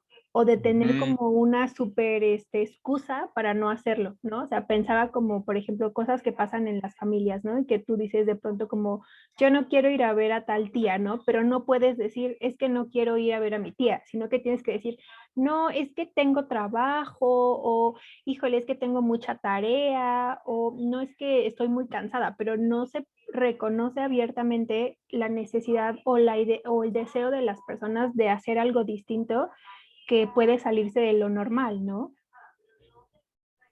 Claro. O que lo normal podría también incluir no querer ir a ver a tu tía, ¿no? O sea, ¿por qué la normalidad se expande para ciertas conductas o para ciertas ideas, pero para otras no? Claro, y hasta pienso que para ciertas personas, o sea, vamos, de ahí van también un poco esta idea de los privilegios, ¿no? O sea, qué tanto se ve mal el enojo en una mujer en comparación de un hombre. Poniendo este ejemplo que, bueno, para mí el género es algo con lo que me puedo relacionar con mucha facilidad, pero no sé, en lo que si alguien quiere responder, quisiera pasar a la siguiente diapositiva, regresando un poco a este tema de la diversidad funcional, de, bueno, ¿qué provoca la exigencia de la normalidad en la diversidad funcional o en las personas que viven con diversidad funcional? Eh, Y, Ara, perdón, es que ya nos contestó Paulina, ah, Paulina Medina perfecto. Mora, y entonces Paulina dice que ella cree que a veces hay una especie de castigo implícito. No te dicen que estás mal, pero te tratan diferente, no te incluyen, etcétera. Claro, buenísimo. Sí, pareciera que Exacto. es algo muy velado también. Y eso también tiene, como pienso en las implicaciones emocionales que tiene, porque como no es explícito, como es como, como no te portaste como yo quiero, entonces ya no te juntes conmigo. No, justo como es velado, es como, ay, eres una exagerada. No es cierto, si te estamos tratando igual, ay, no, ¿cómo crees? No, o sea, ay, no, claro, somos bien tolerantes aquí. Y eso, ¿cuántas eh, momentos de ansiedad a lo mejor puede provocar en las personas? ¿Cuántas dudas en sí misma puede generar en las personas? O sea, pensemos en las implicaciones que tiene que esté este castigo tácito cuando tú te sales de esa normalidad o de lo esperado y las consecuencias que tendría. Y también el aislamiento es algo que me hizo como reflexionar mucho la respuesta de Paulina y lo que te escucho decir, Quique, que pues como, bueno, pues ya no le invitamos. Pues si ya Ajá. se comporta así, pues, y cómo eso también se siente, ¿no? Cómo te va dejando respecto a las otras personas el resistirte. Aunque en la resistencia yo también creo que hay cosas muy valiosas, pero vamos para allá. Em, y bueno, mm, pensamos como principalmente en dos categorías de cómo se puede vivir esta exigencia cuando hay diversidad funcional. La primera es de ocultamiento y que, por ejemplo, se busca, bueno, no sé, tal vez me gustaría escucharte más a ti, Kike, Ok. porque creo que es algo que con lo que tú puedes explicar desde un lugar distinto. Ok. Desde la diversidad funcional ahí están estas dos consecuencias que es el endurecimiento y el ocultamiento, que todo va de yo me estoy dando cuenta de que la gente me está tratando raro o que me está tratando diferente a partir de que mi cuerpo funciona distinto. Entonces, ¿qué es lo que voy a hacer en el ocultamiento? Ocultar que estoy distinto, que todos mis esfuerzos estén encaminados a mostrar que no soy diferente. ¿Y cuáles son algunos ejemplos de esto? Actividades orientadas a ocultar las diferencias. personas que les da vergüenza que los vean en su silla de ruedas, que lleven su bastón, que les da pena usar el aparato para poder escuchar, o que les da pena usar la lengua de señas para comunicarse. Todas estas conductas que vayan orientadas a ocultar la diferencia, de hacerme cirugías para caminar lo más parecido posible a ti, hacer rehabilitaciones que yo no quiera hacer para parecerme a ti y para que no me señalen. Estos pueden ser entendidos como actividades orientadas a ocultar las diferencias o a reducir la desviación, que yo me parezca lo más posible a lo normal o a lo estándar. O esto de no decir lo que es en afán de no mermar el potencial. Por poner un ejemplo, a una persona con síndrome de Down, no decirle que tiene síndrome de Down, porque qué tal que si se lo digo, entonces esta persona entiende que ya es un disminuido, que ya las lleva de perder, y entonces no se lo voy a decir para no mermar su potencial, cuando la diversidad debería formar parte de un orgullo y también debería formar parte de una agencia personal. Es decir, si yo sé que yo tengo esto, que es el síndrome de Down, ¿qué medidas puedo tomar yo para cuidar de mí? ¿Qué cosas puedo hacer yo para poder vivir tranquilo? Pero no decir lo que es en afán de ser políticamente correcto es una forma de ocultamiento, y al mantener el ocultamiento invisibilizamos a la comunidad con diversidad funcional. Reducir las habilidades de afrontamiento. Cuando no decimos, oye, les voy a poner un ejemplo simple. Imagínense que yo hubiera nacido con parálisis cerebral, pero mis padres nunca me hubieran explicado de la manera en que me lo explicaron, que fue como, hay gente que nace china, hay gente que nace lacia, hay gente morena, hay gente güera, y tú, hay gente que camina y hay gente que no. Y tú estás entre los que no caminan, pero que no camines no quiere decir que se puedan pasar de lanza contigo. Entonces, como yo sé que la gente no se puede pasar de lanza conmigo cuando alguien lo hace, entonces yo adquiero habilidades de afrontamiento ante algo que no me gusta o ante algo que no puedo hacer. Pero ¿cómo lo hago si a mí me dicen que no, tú eres igual que los demás? No es cierto, no soy igual que los demás. Nadie es igual a nadie. Nadie es igual a nadie, pero hay que reconocer que tengo una condición, pero que esta condición no me hace distinto a ti. Lo único que hace es que yo deba tomar medidas diferentes para cuidar de mí. Es como alguien con diabetes. A alguien con diabetes no le hacen un diabetón para darle dinero, porque pobre gente con diabetes no encuentra trabajo, ¿no? No, justo es la lógica. Entonces, y reconocer que la diferencia es un shock. Esto lo hago como, es que no vamos a presentarle a su tanita o a su tanito que tiene esta condición, porque ¿qué tal que se enojan? ¿Qué tal que los espanta? No, mejor que se quede aquí en la casa. Esas son actividades de ocultamiento. Y las actividades de endurecimiento tienen que ver con lo que... Ajá. Perdón, nada más antes quisiera compartir algo como desde mi lugar de funcionalidad Ok. hegemónica en esto del ocultamiento, que a veces nosotros nos volvemos cómplices de eso y que tenemos mucha responsabilidad en que esto suceda. Entonces, o sea, el también nosotros hacernos como de, pues no sé cómo relacionarme con esto, mejor me hago que no lo veo.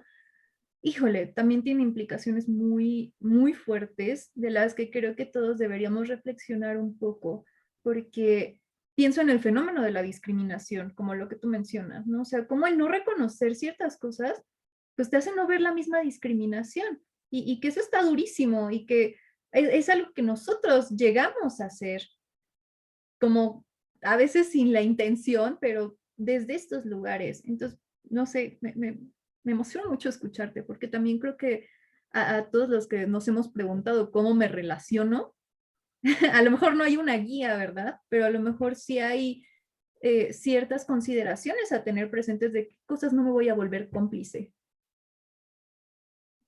Perdón, Quique. No, y está increíble que empecemos a entenderlo así, de qué cosas no me voy a volver cómplice, porque como hemos visto, la discapacidad aparece hasta que yo me enfrento con una barrera, con una actitud, con un entorno, con una interacción. Y cuando tú eres cómplice del ocultamiento, estás facilitando un entorno discapacitante. Entonces, hay que empezar a hacernos estas preguntas. Y el endurecimiento primero va en aguantar acciones un poco más.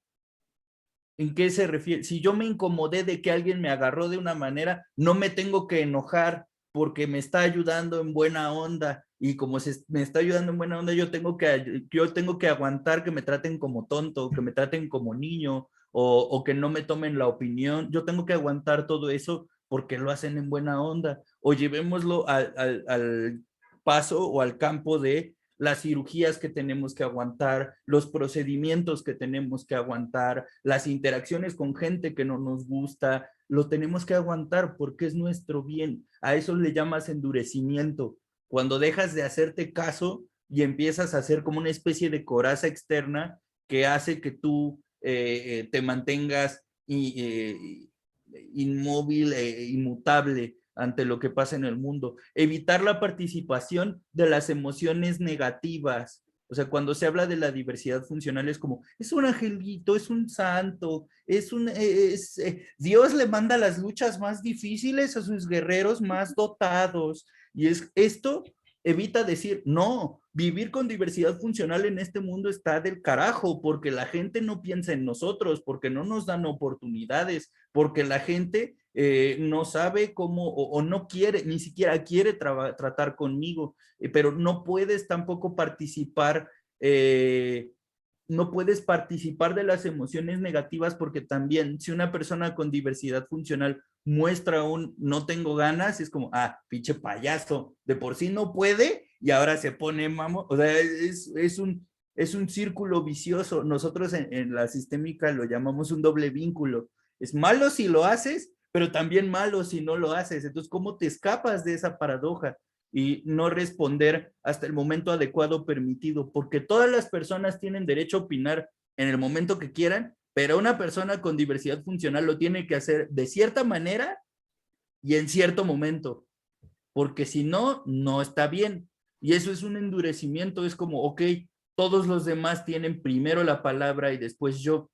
Entonces yo me endurezco, me inhumano. A eso se refiere con el ocultamiento y el endurecimiento, que son consecuencias del trato discriminatorio y discapacitante que existe en los entornos.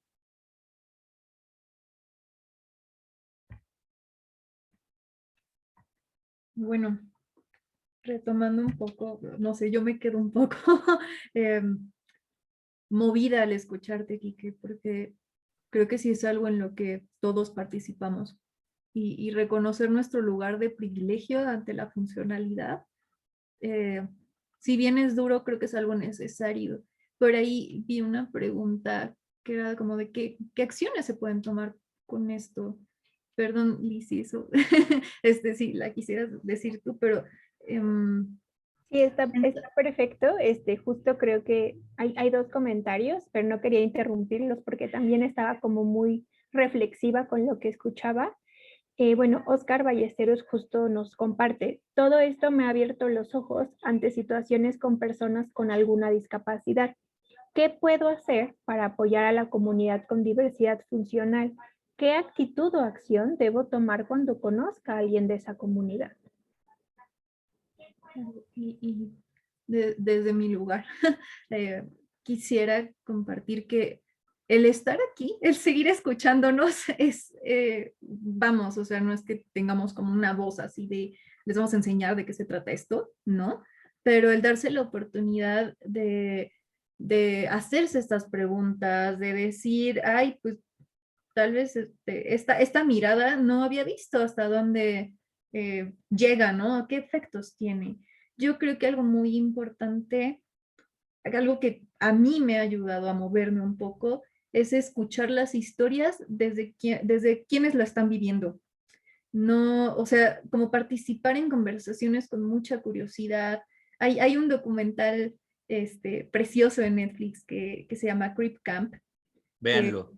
Sí, sí, o sea, de verdad creo que te coloca en un lugar distinto ante esto, que no sé, para mí algo muy importante es romper con que es algo distante y que no se es ajeno. Entonces, el poder darse la oportunidad de escuchar a la otra persona, o sea, quebrando un poco lo políticamente correcto ay, no, es que no se habla de esto, qué pena, o cómo lo pregunto, que vamos, a lo mejor nos acompaña desde un lugar para preservar el respeto, pero que sí hay que tomar en cuenta que hablar de ciertas cosas es importante. Visibilizar las cosas es un acto político y que preguntar desde, ok, yo no tengo idea de qué es vivir con parálisis cerebral, Quique, cuéntame, ¿no? O sea, y que también tu experiencia es algo muy distinta a la experiencia de alguien con movilidad más limitada, ¿no? O con Claro. alguien que tiene otras aseveraciones. Entonces, creo que darse la oportunidad de ver esas ventanas de diversidad, de conocer desde un lugar distinto, pero donde la importancia es en que quien cuente la historia sea quien la está viviendo, yo creo que eso es algo que hace una diferencia, al menos empieza a hacer una diferencia. Y justo él mismo pone en su comentario que hay que revalorar las cosas que aportan las personas por el solo hecho de ser personas. Y la pregunta que te queda, o sea, no tenemos una respuesta, pues porque no existe un manual, porque pues nos han ignorando bastante tiempo y la gente con funcionalidad hegemónica cree que sabe más de nosotros que nosotros. Entonces no existe ese manual, pero la pregunta que te puedes hacer constantemente es, ¿cómo desde aquí, desde donde yo estoy, puedo permitir que una persona con diversidad funcional participe de lo que hago? Esa es una pregunta que puedes llevarte para ti en lo que hagas, porque entiendo que también nos está viendo la Facultad de Ciencias, y entonces, y de diversidad, para los de diversidad la única pregunta es amplíen su manera de entender la diversidad, porque si nos catalogan, somos igualmente hegemónicos como los de allá afuera. Entonces, pensemos qué tanto se expande la palabra diversidad cuando hablamos de diversidad y qué tanto la palabra diversidad ya ha sido secuestrada por ciertos círculos. Y ya, es la invitación a las preguntas que yo quisiera dar. Pero no existe una manera, pero por ejemplo, hay preguntas que tú no te haces cuando te refieres a cualquier otra persona como ¿cómo me le acerco? Como, es una pregunta que tú te harías para acercarte a una persona que no tenga diversidad funcional. Si la respuesta es no, entonces acércate de la manera en que tú te acercarías a cualquier persona. Si tú tienes una duda, como dice Aranza, no está mal decir que no sabes. Creo que es mucho más valioso para una persona con diversidad funcional decir que no sabes, porque así yo te puedo explicar que el hecho de que tú llegues y me ayudes desde donde tú crees que es conveniente, ¿no? No saben cuántas veces he tenido amigos con ceguera que tienen miedo a ser secuestradas porque van cruzando la calle y hay alguien que los jala del brazo para ayudarlos a cruzar y el pánico de me están secuestrando, ¿qué está pasando? Entiendo que lo hacen en buena onda, pero tú no te acercarías a una persona que está cruzando la calle y la jalarías para cruzar. O sea, entonces, la pregunta es, ¿esta duda que yo estoy teniendo es una duda que yo tendría por cualquier otra persona? Y si tu respuesta es no, entonces acércate como sabes acercarte, porque antes de tener diversidad funcional somos personas. Un poco quisiera compartirles este comentario que nos hace Diego Reina Chávez y él comenta, no podemos analizar la diversidad desde la perspectiva de la normalidad. En conceptos son relativamente opuestos. Debemos aceptar que sí existe una diferencia y que tendremos necesidades diferentes y limitaciones completamente diferentes, al igual que virtudes que nos hacen únicos. En ese sentido, debemos tener la comprensión de la diversidad, en poder revalorar aquellas cosas que aportan las personas, solo por ser personas, sin pretender que sean iguales. Exacto. Oh, qué bella reflexión, me gustó mucho. Sí. Gracias por compartirnos. Y bueno, a lo siguiente que vamos es retomando estas ideas del modelo médico y cómo debería ser la funcionalidad. ¿Qué pasaría si pensamos esto como una propuesta y no como la realidad? Y para ello vamos a pensar un poco de los prejuicios, que ya más o menos estuvimos hablando de eso. Y bueno, como estaba empezando a comentar Quique, que son cada pensamiento preexistente que contribuya en un encuentro con otros seres humanos a la formación del punto de vista, de las percepciones y las acciones. Y aquí es imposible no tenerlos. Si no tuviéramos prejuicios, nos cuestionaríamos absolutamente todo, hasta como de cómo le hago para caminar. Entonces, me gustó como lo dijiste, Kike, como estos atajos mentales de los que todos, pues así funcionamos de cierta forma. Solo hay que tener cierta cautela ante esto. No sé, Kike, si quieres mencionar algo más Sí, respecto a no, esto. es que esta cita que viene a continuación me gusta mucho y me conmueve. Maturana y Varela rifan mucho, dicen, los prejuicios de cada uno de nosotros, tarde o temprano, se quiera o no, se revelan a través de nuestro modo de vivir, nuestras conversaciones y nuestras acciones. Y lo podemos poner en un ejemplo de, yo soy súper tolerante, yo tolero mucho a la gente gay, yo hasta tengo amigos gays. Mira, pero cuando ves cómo se llevan con una persona de la comunidad LGBT, dices, un momento,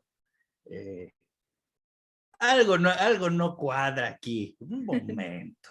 Entonces, ya lo dijo Maturana y Varela, tarde o temprano, se quiera o no, se revelan no en lo que decimos, sino en nuestro modo de vivir, en nuestras conversaciones y en nuestras acciones. Y la pregunta que podemos hacer a partir de esto que nos dicen Maturana y Varela es, de acuerdo a mis acciones, de acuerdo a mi manera de conversar, cuáles son los prejuicios que se activan con respecto a la discapacidad.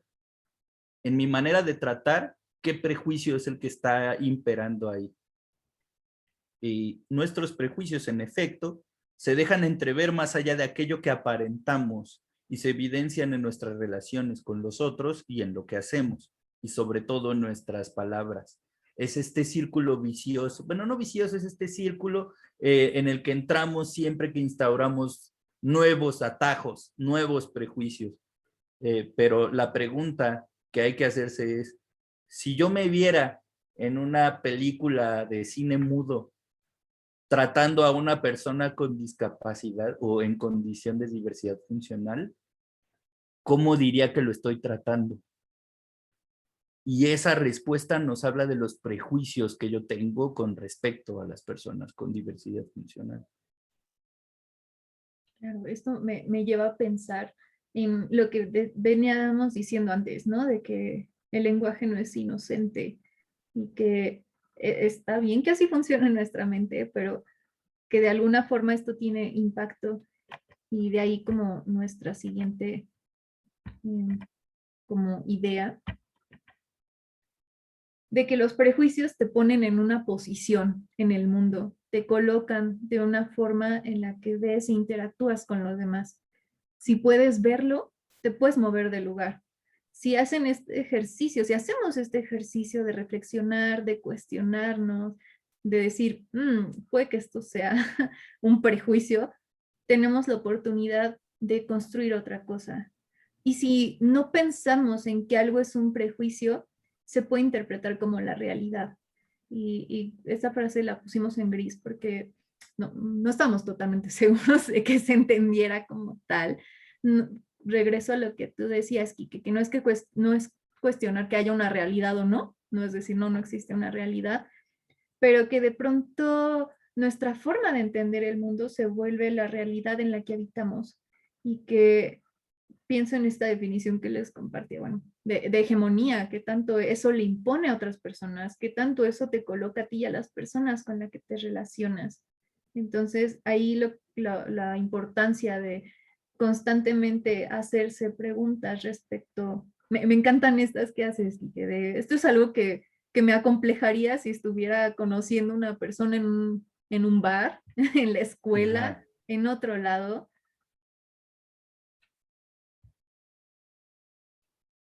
Y bueno, Y, esto, ajá. y estas son preguntas que les ofrecemos a ustedes, que si alguien quiere responder, se los agradeceríamos muchísimo.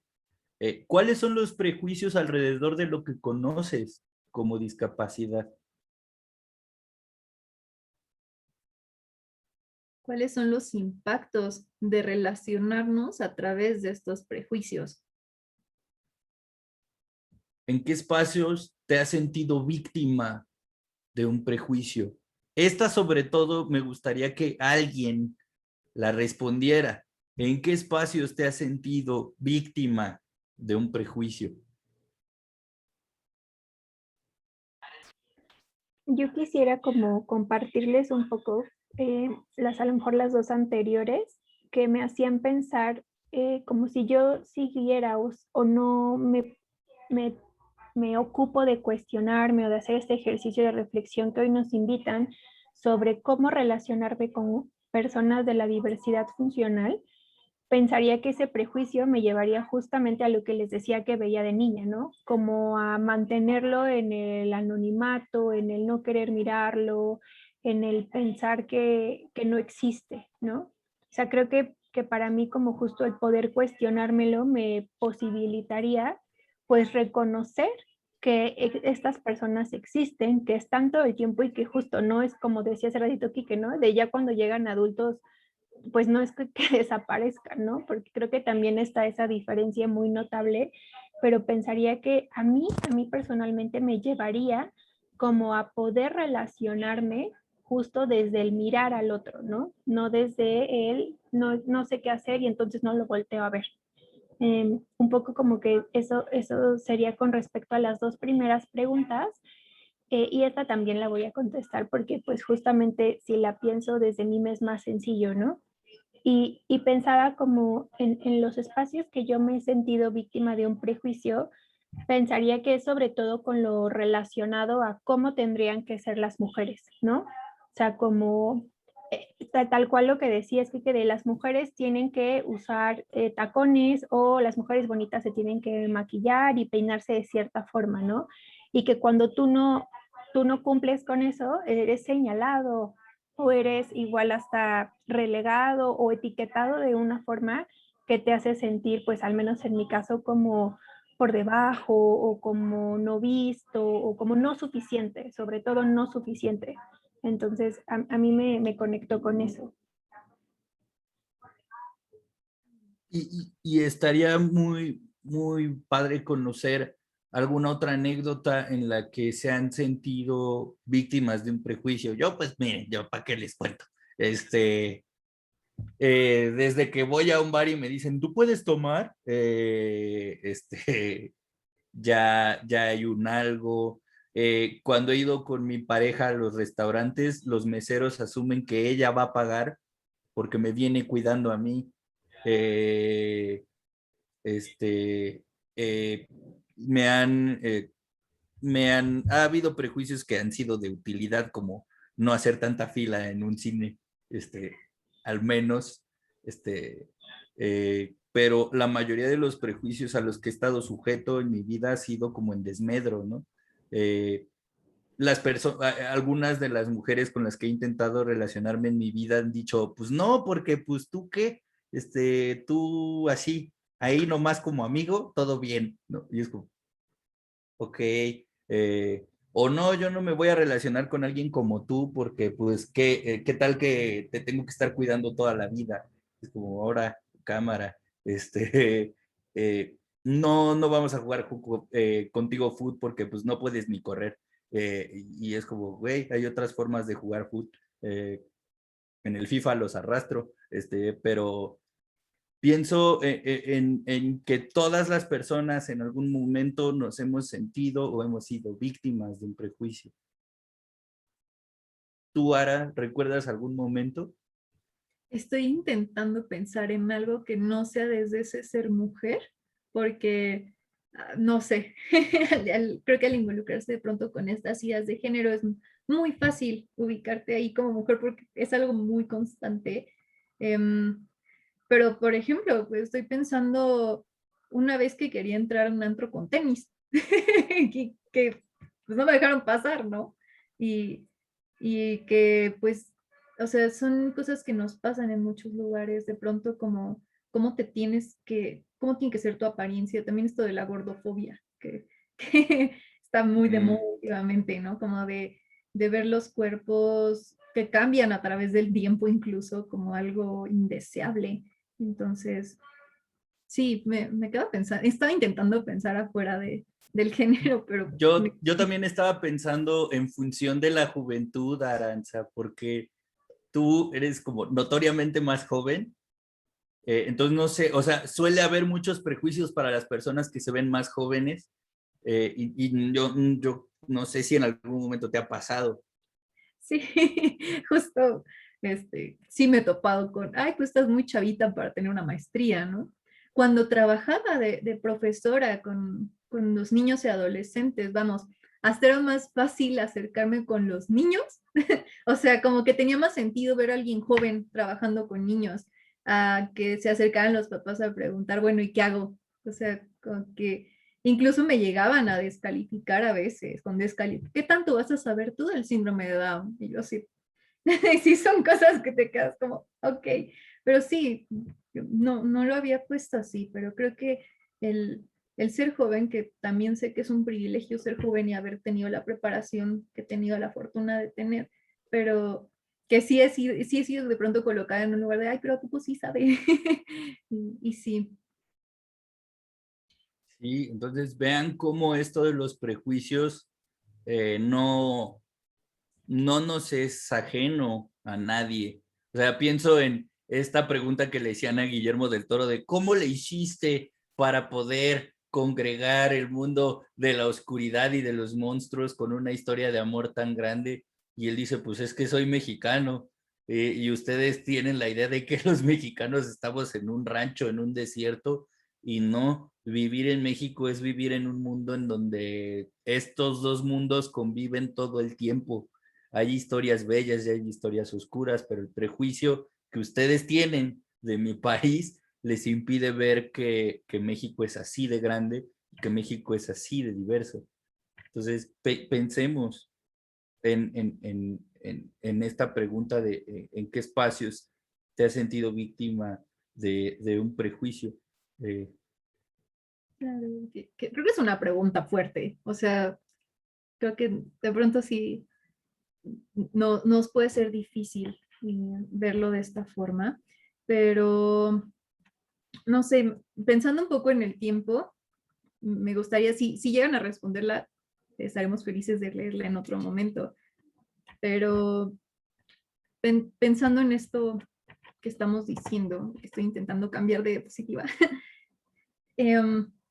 y si pensamos que la lucha de la diversidad funcional no nos es ajena, si pensamos que todos estamos sujetos de cierta forma a lo que debería ser la normalidad y cierta funcionalidad, y cómo debe ser un cuerpo deseado, ¿no sería tan ajeno todavía? Si pensamos que todos somos víctimas de prejuicios, ¿no seguiría siendo tan ajeno? Y justo esta es la reflexión a la que queremos que llegue la gente que nos mira hoy, que hemos vivido en un discurso dominante en el que las personas con alguna diversidad funcional son seres aparte de las personas, pero las exigencias hacia el cuerpo no son aparte. Todas las personas vivimos bajo exigencias a nuestro cuerpo. La única diferencia es que tanto el concepto de diversidad como el concepto de funcionalidad han mantenido mucho tiempo fuera a las personas con diversidad funcional, pero la lucha es la misma. La lucha es hacer que se mire la diversidad, es hacer que se mire el cuerpo, que se rescaten los saberes. Y si pensamos así, pues la discapacidad o el mundo de la diversidad funcional, pues ya no son los raros y nosotros. El mundo es como chale, a esta persona vive bajo más exigencias que yo, pero yo también tengo exigencias. ¿Cómo puedo contribuir a que la cancha se empareje de alguna manera? Eh, Chale, no me había dado cuenta que así como no dejan entrar a una mujer a un establecimiento o a una persona LGBT a un establecimiento, el hecho de que haya una escalera ya es una señal de aquí las personas que no sean bipedestes no entran a este establecimiento. Y que tanto eso se parece a lo que vivimos cotidianamente en cuanto a los prejuicios de los que llegamos a ser víctimas.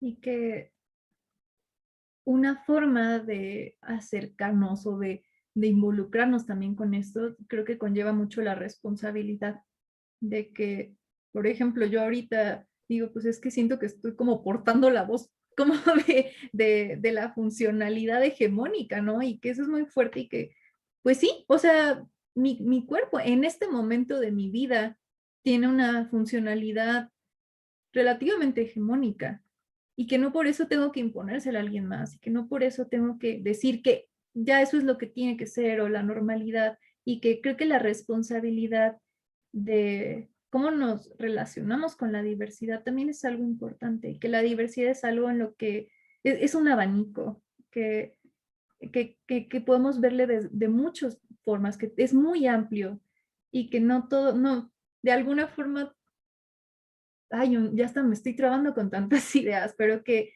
al ser algo que nos toca a todos, si queremos involucrarnos con la diversidad, también tenemos que involucrarnos desde ciertos lugares. Y bueno, ahí cerrando, les dejamos esta frase que nos gustó mucho.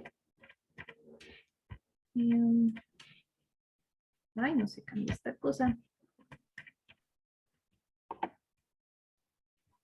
Lo mejor que el mundo tiene está en los muchos mundos que el mundo contiene. Pues bueno, y que no sé si gustes. Pues creo que esta frase al final es como muy explicativa, como que reduce mucho la intención de esta conversación, que es que empecemos a mirar la diversidad no desde los otros que son diferentes, sino de cuál es mi responsabilidad para acercar a este mundo o a estas personas que han sido tildadas de diferentes, porque yo, el hegemónico, he sido la persona que ha marcado ese distingo. Entonces está en mí buscar las alternativas de cómo acercarme a estas personas que viven bajo la categoría de diversidad, porque al final en la diversidad estamos todos.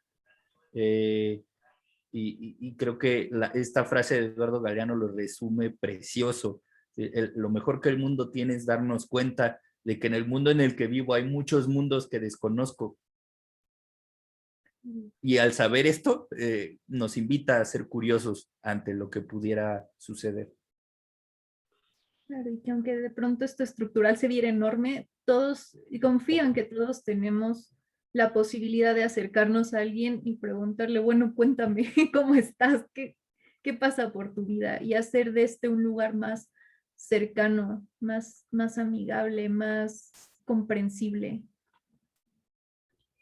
Wow, definitivamente que fue una conversación muy, muy enriquecedora. Creo que empezamos esta semana de la diversidad justo con, como mencionaban hace ratito, un tema que generalmente queda fuera, ¿no? Cuando se habla de diversidad o cuando conversamos acerca de todos estos posibles mundos que existen. Y entonces creo que en ese sentido fue como muy enriquecedora y nos invita como a cuestionarnos y a reflexionar sobre el cómo estamos creando relaciones con todas las personas con las que nos vamos encontrando en los diferentes caminos que transitamos, ¿no? Hay algunas preguntas, ¿les parece si se las hago? A ver si nos da tiempo de responderlas. Por una parte, Luzma nos pregunta, ¿qué mensaje mandarían a una persona que le dicen que su hija va a nacer con una discapacidad?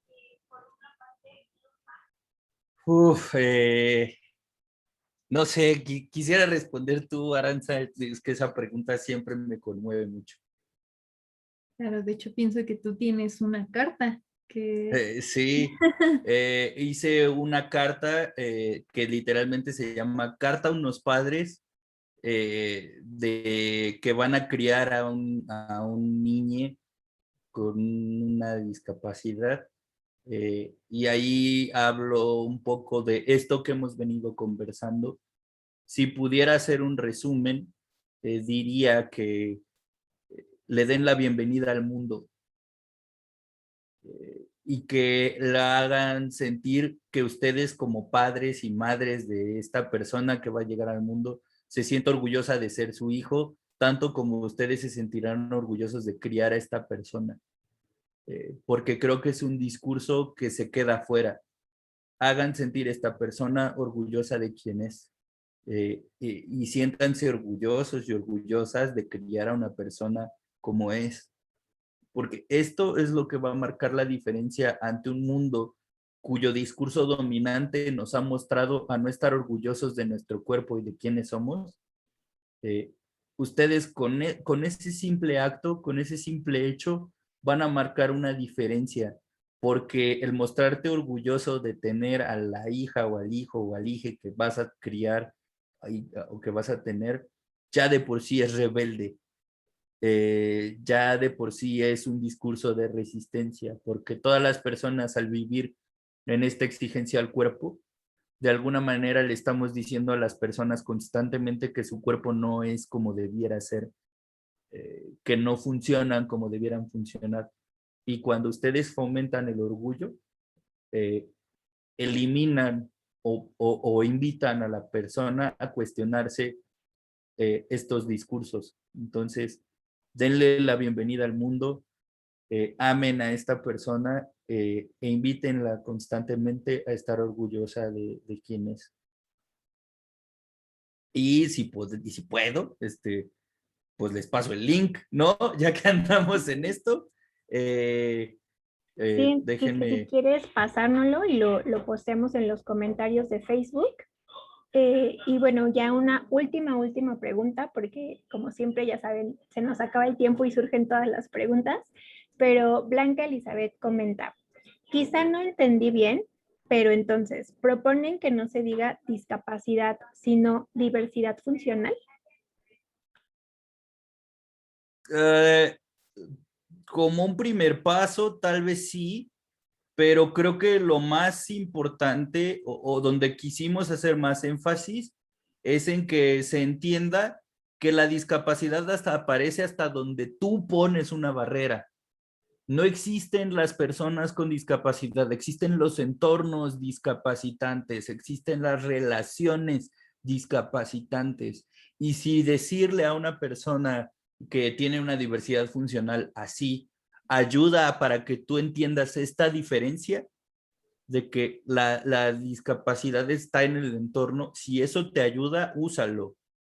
Pero lo que nos interesa como dejar muy claro es que lo que marca la distinción es lo que está en el entorno y tu manera de relacionarte con la persona, más allá de cuál es la etiqueta correcta para hablarle a alguien, porque en sentido estricto, la manera correcta de referirte a alguien es por su nombre.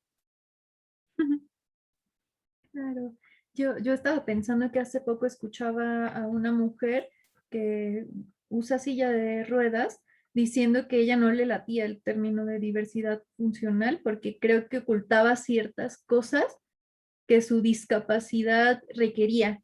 Esa era la Ajá. experiencia de ella, ¿no? Y creo que sí es muy complejo. Yo desde mi postura uso preferentemente la diversidad funcional haciendo alusión a todo esto que mencionaba Quique, ¿no? O sea, como de que los entornos llegan a ser lo discapacitante y que la funcionalidad pues tiene de todos los colores, de todos los tamaños y creo que también esto de hablar por el nombre está buenísimo también, pero son propuestas y que si lo hablamos desde ciertos lugares también indicamos ciertas cosas.